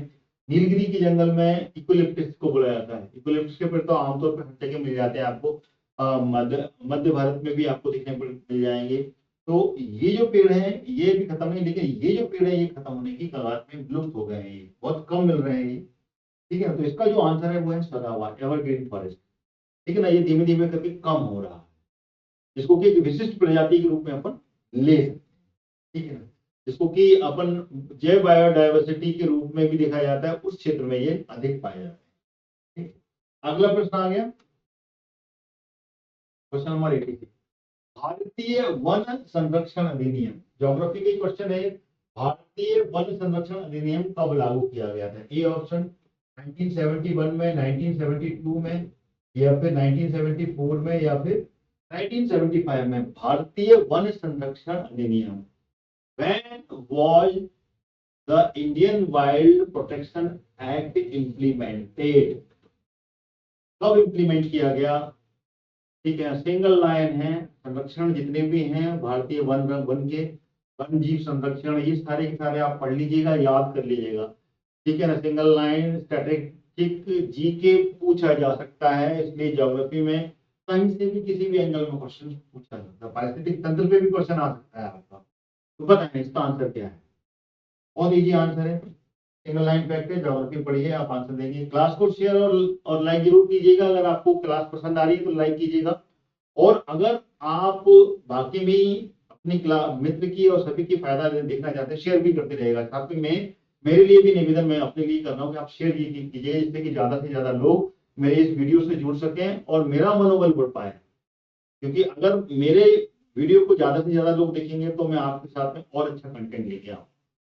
बताएं इसका आंसर क्या? Which one is the correct answer? देखिए इसका जो आंसर है बिल्कुल नोट कर लीजिएगा, याद कर लीजिएगा। 1972, 1972 का जो अधिनियम था वही अधिनियम था जो कि वन संरक्षण अधिनियम कहलाया, जो कि वन्य जीवों की सुरक्षा के लिए, यानी कि जो वन में जीव पाए जाते थे उनको प्रोटेक्ट करने के लिए बनाया गया था इस कानून को। और इस कानून का जो मकसद था वो उस समय उससे पहले बहुत ज्यादा शिकार हुआ करते थे, तो जीव को मारा जाता था और उसकी तस्करी भी की जाती थी, साथ में जो अवैध व्यापार होता था वो भी बहुत ज्यादा बढ़ने लग गया था। तो इन सबको रोकने का मकसद के रूप में इस अधिनियम को बनाया गया, जिसको कि भारतीय वन संरक्षण अधिनियम कहा जाता है। अगर इस कानून की बात करें तो ये कानून जब लागू हुआ तो वो उसकी डेट भी कभी आप पूछ लेते हैं, तो वो याद कर लीजिएगा, ये है 9 सितंबर 1972 को, ठीक है, 9 सितंबर 1972 को ये लागू हुआ और ये कानून भारत के सभी राज्यों में और केंद्र शासित प्रदेशों में लागू होता है। यानी कि जितने भी स्टेट हैं, कितने स्टेट हैं, टोटल 28 स्टेट हैं और 8 यूनियन टेरिटरी हैं, तो उन सभी स्टेट्स में ये लागू होता है, सभी में समान रूप से लागू होता है, ठीक है ना। और इस कानून में जो वन्य जीव सलाहकार बोर्ड है और जो वार्डन होते हैं, वन जीव के जो वार्डन होते हैं, उसकी भी स्थापना का प्रावधान है। यानी कि इसमें एक सलाहकार बोर्ड भी बनता है और साथ में वन्यजीवी वार्डन की भी स्थापना का प्रावधान किया गया है। ये भी नोट कर लीजिएगा, याद कर लीजिएगा। और इस कानून में जो है उन पौधों और जानवरों को भी सूचित किया जाता है जिनको कि सरकार ने अलग अलग स्तर पर इसको प्रोटेक्ट किया है। यानी कि वन्य जीव संरक्षण में यहाँ पर पौधे भी आते हैं, पौधों के साथ साथ में यहाँ पर जीव भी आते हैं, यानी कि जीव जंतु तो आते ही हैं, साथ में पौधों को भी यहाँ पर शामिल किया गया है। जंगलों की कटाई को भी इसमें शामिल किया गया है। यानी कि इस कानून से कटाई और अन्य जो भी मुद्दे हैं उनका भी प्रावधान इसमें जुड़े हुए हैं। ये मत सोचिएगा कि इससे सिर्फ जीवों को ही प्रोटेक्ट किया जाता है, इसमें जंगल की कटाई को भी शामिल किया गया है। यानी कि इस कानून का अगर कोई उल्लंघन करता है तो इसमें अलग अलग तरीके के पनिशमेंट का प्रोविजन है, दंड तय किया गया है, ठीक है। और इसमें संशोधन भी किया गया था, याद रखना। ये बना था 1972 में, लेकिन इसको 2003 में इसको अमेंडमेंट भी किया गया था, ठीक है। तो ये जनवरी 2003 में इसमें अमेंडमेंट भी किया गया था, कुछ जो कि कमी रह गई थी वो कमी करने के लिए इसमें संशोधन किया जाता है। तो संशोधन के बाद में यहाँ पर अपराधों पर बहुत ही सख्त सजा और जुर्माने को भी बढ़ा दिया गया था। यानी कि इस अमेंडमेंट में पहले इतना ज्यादा सख्त नहीं था, लेकिन बाद में जो सजा है और जो जुर्माना है वो दोनों को यहाँ पर बहुत ज्यादा सख्त कर दिया गया, जुर्माना बढ़ा दिया गया था और सजा जो कि कम होती थी उसको भी यहाँ पर बढ़ा दिया गया। तब जनवरी 2003, ठीक है ना, 2003 में इस लॉ में अमेंडमेंट किया गया, ठीक है। अगला प्रश्न आ गया।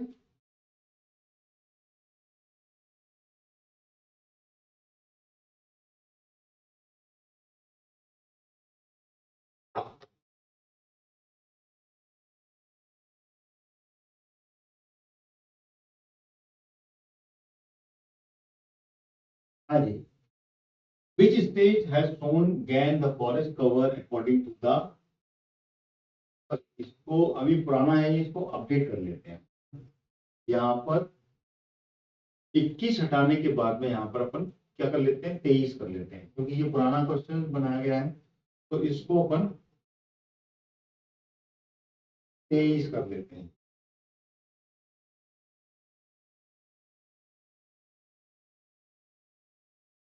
क्योंकि करंट अफेयर्स का क्वेश्चन है, 21 का भी पूछा जा सकता है, लेकिन 23 का अपन यहाँ पर माने तो बहुत बढ़िया है, ठीक है। तो भारत की जो वन स्थिति रिपोर्ट है जो कि 2023 के अनुसार कौन सा राज्य है जो कि वन, इसमें वन चरण, वन आवरण की वृद्धि को दर्शाने वाला राज्य? ऑप्शन आपके सामने है।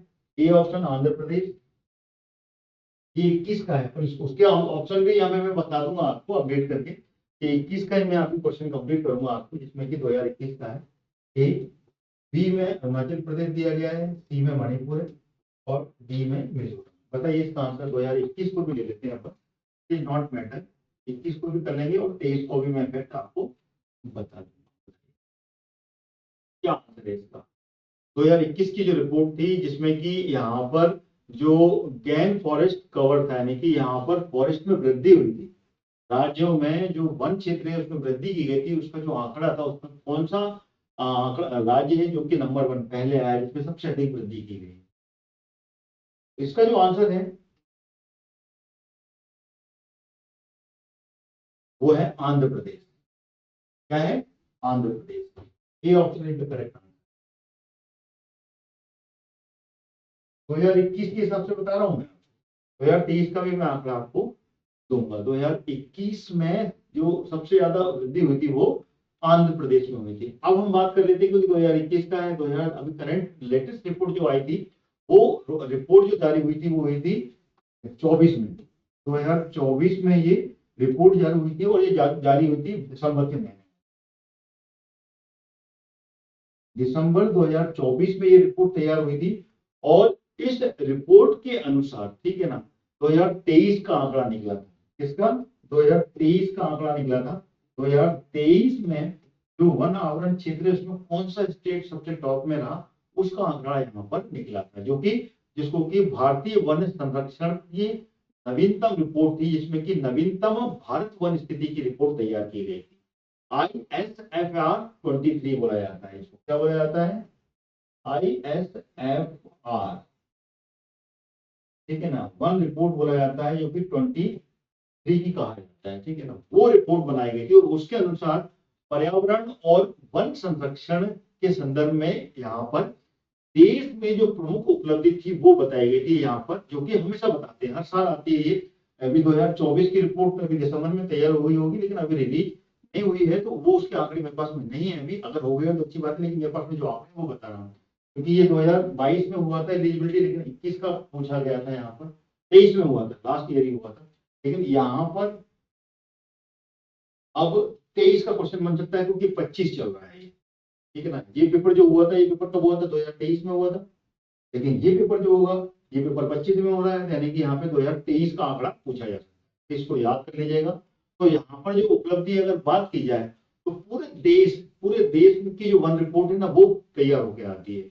अगर पूरे देश के वन आवरण की बात की जाए, तो लगभग पूरे देश में यहाँ पर 8,27,257, ठीक है, नोट कीजिएगा, 8,27,000, ठीक है ना, 257 क्या स्क्वायर किलोमीटर का जो क्षेत्र है, इस क्षेत्र में वन है भारत के इस क्षेत्र में अभी वन है पूरा, जो कि देश की पूरी भौगोलिक क्षेत्र का है, देश का जो भी ज्योग्राफिकल एरिया है उसका टोटल, क्योंकि ये भी पूछा जा सकता है, इसलिए इसको नोट कीजिएगा,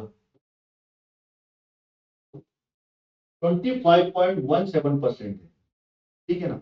और इसको अलग तरीके से सेग्रीगेशन भी किया गया है, जिसमें कि 7,15,243 वर्ग किलोमीटर जो है उसमें वन आवरण है, वन आवरण और वृक्ष आवरण, यानी कि वन वन जिसमें कि पेड़ पौधे, घास पत्तियां, ये सब शामिल होती हैं, ये वन आवरण कहलाता है।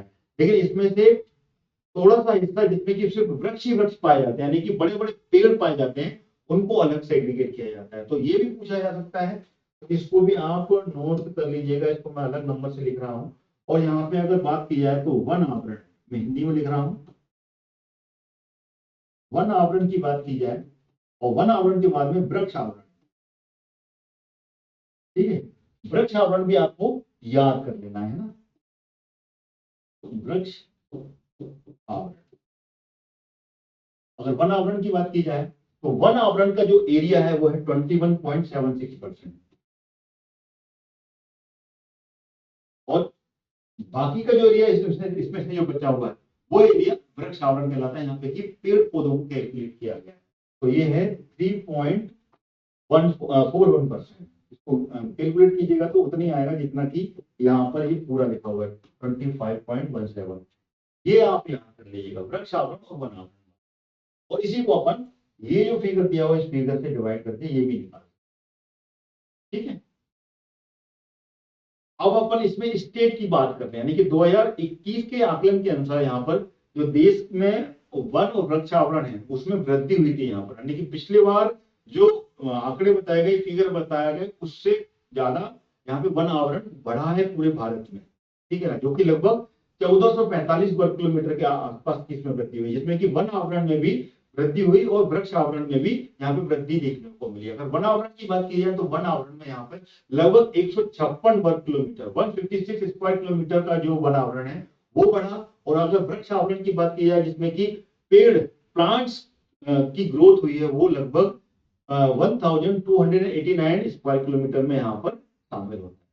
टोटल 19 राज्य और केंद्र शासित प्रदेशों में यहाँ पर अगर बात की जाए तो एज पर नॉर्म, जिसमें कि वन संरक्षण अधिनियम के तहत जिसमें कि एक पूरी की पूरी पॉलिसी तैयार की गई है, तो उस पॉलिसी के अंदर में पूरे भारत में 33% का जो एरिया है उसमें वन होना चाहिए, लेकिन अभी 25.17% एरिया में ही वन है। ठीक है, तो ये आपको याद रखना है, यानी कि 19 राज्य, क्योंकि कुछ राज्य ऐसे हैं जिसमें कि वन नहीं है, तो यहाँ पे अगर देखा जाए तो 19 राज्य और केंद्र शासित प्रदेशों में 33% से अधिक भौगोलिक क्षेत्र में यहाँ पर वन है। इनमें 8 राज्य और केंद्र शासित प्रदेशों में, अर्थात इसमें कि मिजोरम, लक्षद्वीप, अंडमान निकोबार द्वीप समूह का जो क्षेत्र है, इसमें अरुणाचल प्रदेश, नागालैंड, मेघालय, त्रिपुरा, मणिपुर, ठीक है ना, ये जो क्षेत्र है इसमें सबसे अधिक वन पाए जाते हैं, वन वाला ये क्षेत्र है। अपन अपने स्टेट की बात करें, बड़ा जो क्षेत्र है, छोटे क्षेत्र है, छोटे क्षेत्र होने के बाद में भी यहाँ पर पॉपुलेशन कम है, यानी कि जनसंख्या की आबादी कम है, और पहाड़ी क्षेत्र होने के कारण यहाँ पे वन का जो सघन क्षेत्र है वो सबसे अधिक पाया जाता है। मिजोरम जो नॉर्थ ईस्ट का जो सेवन सिस्टर का एरिया है मिजोरम है, लक्षद्वीप जो कि अपना अरब सागर में जो आइलैंड है वो पूरा का पूरा जंगल से घिरा हुआ है, जिसमें कि कुछ ही टापू है जिसमें कि आबादी है, बाकी के मैक्सिमम खाली पड़े हुए जिसमें कि जंगल है। अंडमान निकोबार पूरा का पूरा अलग ही आइलैंड है, ठीक है। अरुणाचल प्रदेश जिसमें कि अलग ही ट्राइब पाई जाती है। अरुणाचल प्रदेश नॉर्थ ईस्ट का जो कि एक प्रकार से सबसे ज्यादा घने जंगलों के रूप में जाना जाता है। नागालैंड, ठीक है, पूरा पहाड़ी क्षेत्र से यहाँ पे की आराकाम पर्वतमाला से घिरा हुआ क्षेत्र है। मेघालय जिसमें कि पूरी की पूरी 3 पहाड़ियां, गोरा, जयंती और खासी पहाड़ियों से घिरा हुआ क्षेत्र है मेघालय क्षेत्र, मेघालय स्टेट। तो वहां पे भी बहुत ज्यादा जंगल क्षेत्र पाया जाता है। सिविलियंस पहाड़ों पे रहते हैं लेकिन कम मात्रा में, पॉपुलेशन कम है। त्रिपुरा लगा हुआ क्षेत्र है यहाँ पे, मणिपुर पूरा का पूरा लगा हुआ जंगल का क्षेत्र है, जिसमें कि टोटल अगर देखा जाए तो इन सभी स्टेट में लगभग 75% से अधिक वन है, यानी कि जो पॉपुलेशन है वो सिर्फ 25% ही वहां पे जनसंख्या निवास करती है, बाकी 75% का जो एरिया है उस लैंड का वहां पर वन क्षेत्र है। ठीक है, क्लियर हो गया? This is the correct answer. अगर बात की जाए तो पूरे भारत में अभी सबसे अधिक वन मध्य प्रदेश में ही पाया जाता है, मध्य प्रदेश पहले नंबर पे पाया जाता है। ठीक है, क्लियर हो गया? अगला प्रश्न आ गया, question number 88, which of the following state has the largest area under the permanent forest. देखिए क्वेश्चन भी आ गया आपके सामने यहाँ पर। इस क्वेश्चन का आंसर मैंने अब भी दिया आपको, आप कमेंट में फटाफट इसका आंसर दे दें। ए ऑप्शन है मध्य प्रदेश, बी राजस्थान। इसके अलावा भी आप देख सकते हैं कि इसमें सेकंड नंबर पे कौन सा है, ये आप मुझे बताइए। पहला तो मैंने आपको बता ही दिया, अभी हाल ही में बताया मध्य प्रदेश। तो मध्य प्रदेश में सबसे अधिक फॉरेस्ट एरिया है, तो इसका आंसर सीधे सीधे फटाफट लगा सकते हैं अपन, ज्यादा समय ना लेते हुए। मध्य प्रदेश सबसे हरा भरा मध्य प्रदेश, अपना मध्य प्रदेश। ठीक है ना, आंख बंद करके आप इस आंसर को नोट कर लीजिएगा। लेकिन आपको ये भी बताना है कि सेकंड नंबर पे कौन है। कई बार सेकंड नंबर पे पूछा जाता है मध्य प्रदेश के बाद में दूसरा नंबर का जो सबसे अधिक वन का क्षेत्र है वो कौन से नाम कौन सा आता है। पहला तो सबको पता है, दूसरे के बारे में जानकारी होनी चाहिए। तो यहाँ पर अगर दूसरे के बारे में बात की जाए तो दूसरे में इस समय जो आता है वो आता है अपना अरुणाचल प्रदेश, और उसके बाद में आता है छत्तीसगढ़। ठीक है, पहला एमपी, दूसरा अरुणाचल प्रदेश, उसके बाद में छत्तीसगढ़ का नंबर आता है, पहला, दूसरा और तीसरा। ठीक है, 2024 की वन रिपोर्ट के अनुसार है इसमें कि मध्य प्रदेश का जो वन क्षेत्र है, अगर बात की जाए तो मध्य प्रदेश का जो वन क्षेत्र है एमपी का, वो 77,073 वर्ग किलोमीटर है।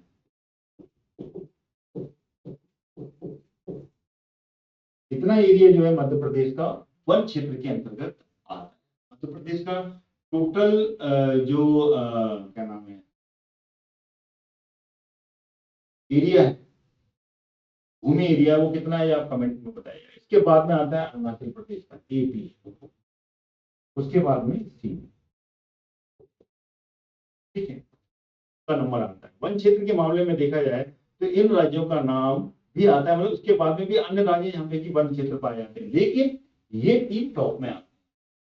क्योंकि यहाँ की इसका जो एरिया है, इसकी जो भूमिगत क्षेत्र है, उसमें छत्तीसगढ़ छोटा है, लेकिन छत्तीसगढ़ में जंगल क्षेत्र ज्यादा है। ठीक, तो उसके बाद में अन्य राज्यों की बात की जाए तो वो आते हैं उड़ीसा, महाराष्ट्र। यहाँ का जो वन क्षेत्र का प्रतिशत है, वो प्रतिशत के हिसाब से देखा जाए तो मिजोरम से भी ज्यादा समृद्ध राज्य है। यानी कि मिजोरम जो है, ठीक है ना, इसमें दो राज्य मैंने आपको बताया अभी, यहाँ पर मिजोरम भी है और साथ में उड़ीसा भी है और महाराष्ट्र भी है।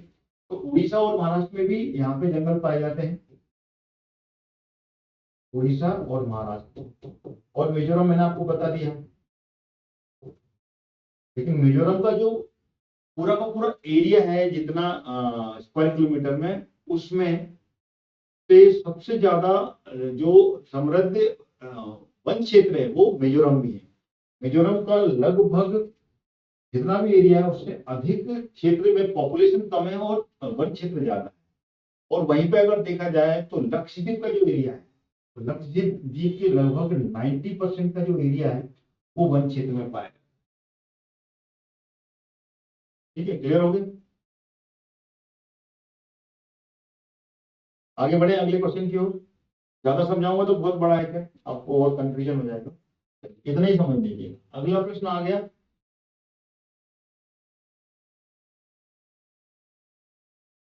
ये रहा क्वेश्चन, पिछले क्वेश्चन का था, उसको देख लेते हैं।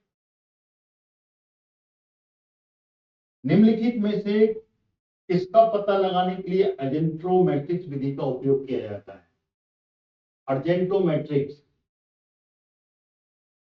For dedication which of the following argentometrics methods use. Argentometrics का जो पता है वो कैसे लगता है? ए क्लोराइड, नाइट्रेट, फास्फेट या फिर सिलिकेट? ए, बी, सी और डी में से कौन सा ऑप्शन? देखिए, ज्यादा समय ना लेते हुए इसका जो आंसर है वो chloride is the correct answer. ठीक है, इसको नोट कर लीजिएगा, chloride is the correct answer. Chloride जो होता है उसका पता लगाया जाता है यहाँ पर, जिसमें कि अर्जेंटोमेट्रिक्स की विधि होती है। एक्चुअली अर्जेंटोमेट्रिक्स जो रहता है होता है ये एक प्रकार की एक टेक्निक है जो जिसमें कि क्लोराइड की मात्रा कितनी है किसी चीज में, उसका कैलकुलेशन किया जाता है। उसको करने के लिए यहाँ पर सिल्वर नाइट्रेट का उपयोग किया जाता है। ठीक है ना, AgNO3। AgNO3 जो सिल्वर नाइट्रेट है उसका उपयोग किया जाता है, और उसके उपयोग करने के बाद में यहाँ पर जल में यानी कि पानी में, वाटर में क्लोराइड की मात्रा कितनी है, कितनी क्लोरीन मिक्स है उसमें, उसकी सटीकता यहाँ पर लगाई जाती है। ठीक है, उसके लिए एक प्रकार से ये पूरी एक सटीक विधि है ये अर्जेंटोमेट्रिक्स। क्योंकि पानी हम सेवन करते हैं, अगर क्लोरीन की मात्रा किसी चीज में ज्यादा पाई जाती है तो क्लोरीन क्या ना अपने बॉडी को गलाता है। ठीक है ना, ह्यूमन स्पीसीज को किसी में भी गलाने का काम करता है। आप कभी क्लोरीन को अपने हाथ में लाके धोइएगा, पूरा स्किन पूरी गल जाएगी। ठीक है ना, तो इसलिए AgNO3 पानी में कितनी क्लोरीन की मात्रा है उसके लिए उपयोग Ag3 का उपयोग हो जाता है, जो कि अर्जेंटोमेट्रिक्स प्रोसेस कहा है। ठीक है, क्लियर हो गया?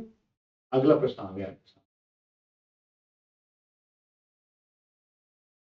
पर्यावरण पर संयुक्त राष्ट्र सम्मेलन किस विधि के जिसे पृथ्वी शिखर सम्मेलन भी कहा जाता है 1992 में किस शहर में आयोजित किया गया? पॉलिटिकल साइंस का क्वेश्चन है। ठीक है ना, पॉलिटी के क्वेश्चन आ गया अब आपके सामने, बताएं कहाँ किया गया था? ऑप्शन आपके सामने, Rio de Janeiro A option, Kyoto C, Stockholm C, या फिर कोपेनहेगन। कहाँ पर किया गया था ये? पृथ्वी शिखर सम्मेलन 1992 का है, 1992 का। तो which one is the correct answer, बताएं। इसका जो आंसर है वो है ए। सिंगल लाइन फैक्ट है, आप जितने भी सम्मेलन हैं जो भी हुए, शिखर सम्मेलन हुए हैं, ठीक है ना, और सार्क सम्मेलन, आसियान सम्मेलन, इनको भी पढ़ लीजिएगा, ये भी पूछे जाएंगे इतने भी। ठीक है ना, इनमें से भी क्वेश्चंस कहीं ना कहीं से एग्जामिनर भी रख देगा, तो इसको भी आप याद रखिएगा। तो ये जो सबमिट हुई थी, ये सबमिट कहाँ हुई थी? री डे जेनेरियो, ब्राजील में। ये कहाँ पर है? ये ब्राजील में है,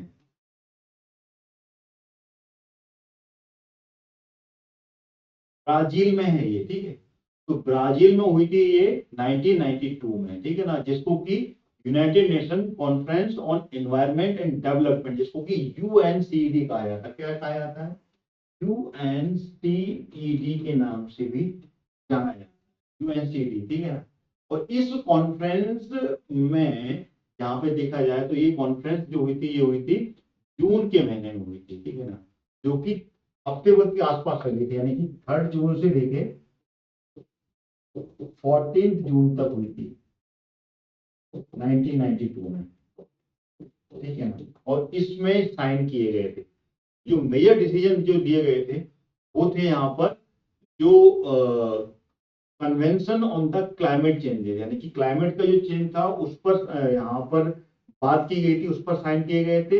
and the convention of the biological diversity, support of the Rio declaration and the forest principle adopted by the agenda, जो एजेंडा को एडॉप्ट किया गया था, ठीक है ना, इसमें कि 21 एजेंडे को यहाँ पे पास किया गया, ठीक है ना। और लगभग ये 300 पेज का, 300 पेज का ये सस्टेनेबल डेवलपमेंट का गोल रखा गया था 21 सेंचुरी, ठीक है ना, इसमें कि प्रिजर्विंग बायोडायवर्सिटी और ensure sustainable use of biological sources, जो कि बायोलॉजिकल सोर्सेज थे, जिसमें कि रासायनिक हथियार बनाना और रसायन का उपयोग कम से कम किया जाए, उसके लिए यहाँ पर कोशिश की गई थी। And promote fair and equal sharing of benefit, इसमें कि इक्वल शेयरिंग और बेनिफिट की बात भी की गई थी। कहां पर? Rio de Janeiro. चलिए अगले क्वेश्चन की ओर चलते हैं।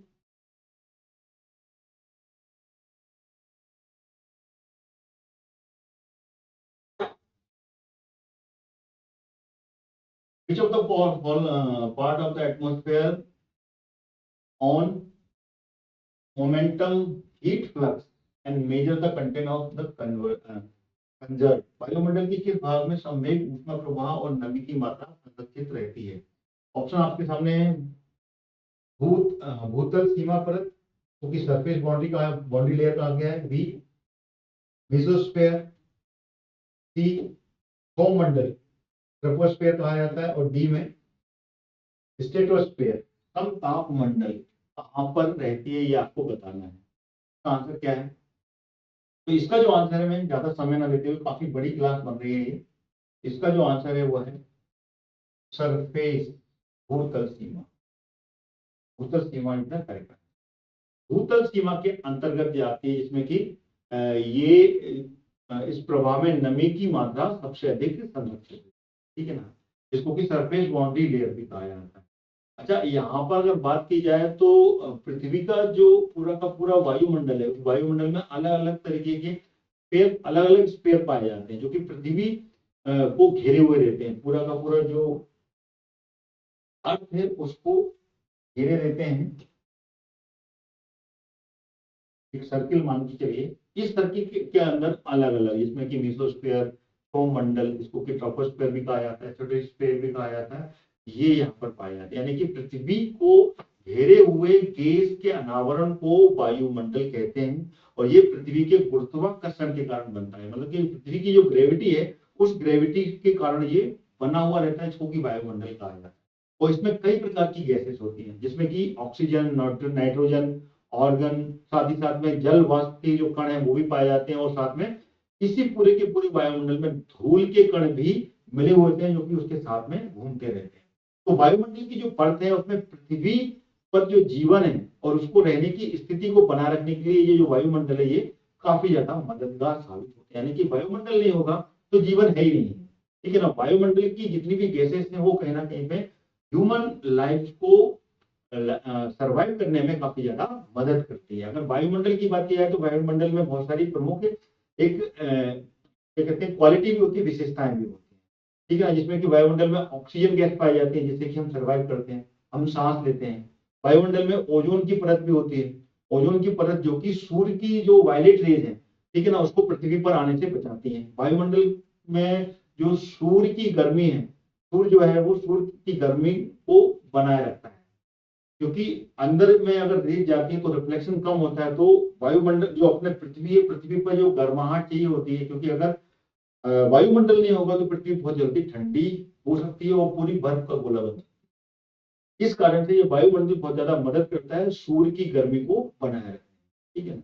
और साथ ही साथ में इसे अंतरिक्ष में जाने से, यानी कि वापस सूर्य की गर्मी जो कि अंतरिक्ष में जाएगी उसको जाने से भी रोकता है, क्योंकि जो डिफरेंट गैसेस हैं उनके साथ में ये कसम करके वहीं पे कंबंशन हो जाता है, वही रुक जाती है, तो गर्माहट बनी रहती है, ठीक है। गर्मी होना बहुत जरूरी है, ठंड से यहाँ पर ह्यूमन सिविलाइजेशन जितने भी जीव हैं वो सब खत्म हो सकते हैं। फिर से यहाँ पर आइस एज आ जाएगा। आइस एज का काल ऐसे ही बना था, अगर देखा जाए तो प्राचीन करोड़ों वर्ष पहले की बात है, ठीक है। वायुमंडल पृथ्वी के जल चक्र में भी बहुत ज्यादा अहम भूमिका निभाता है, जो कि यहाँ पर जो वाटर साइकिल है उसमें भी वायुमंडल में कई जटिल प्रकार की रासायनिक और ऊष्मागतिक होती है, जिसमें कि द्रव गति की क्रियाएं होती हैं।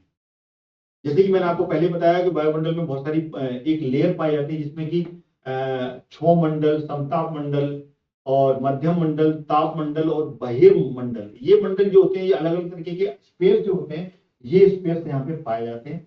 तो यही जो स्पेस होते हैं, ये स्पेस ही वायुमंडल को सब के अंदर में लेयर बनाते हैं, जिसमें कि भूतल सीमा परत, जिसको कहा जाता है सरफेस बाउंड्री लेयर कहा जाता है।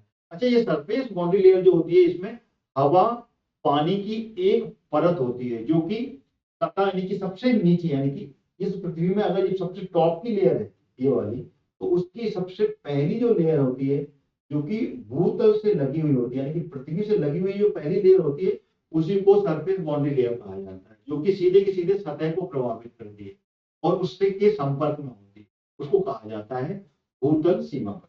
तो क्लियर हो गया ये, ठीक है। इस क्वेश्चन को यहाँ पे अपन कंप्लीट करते हैं।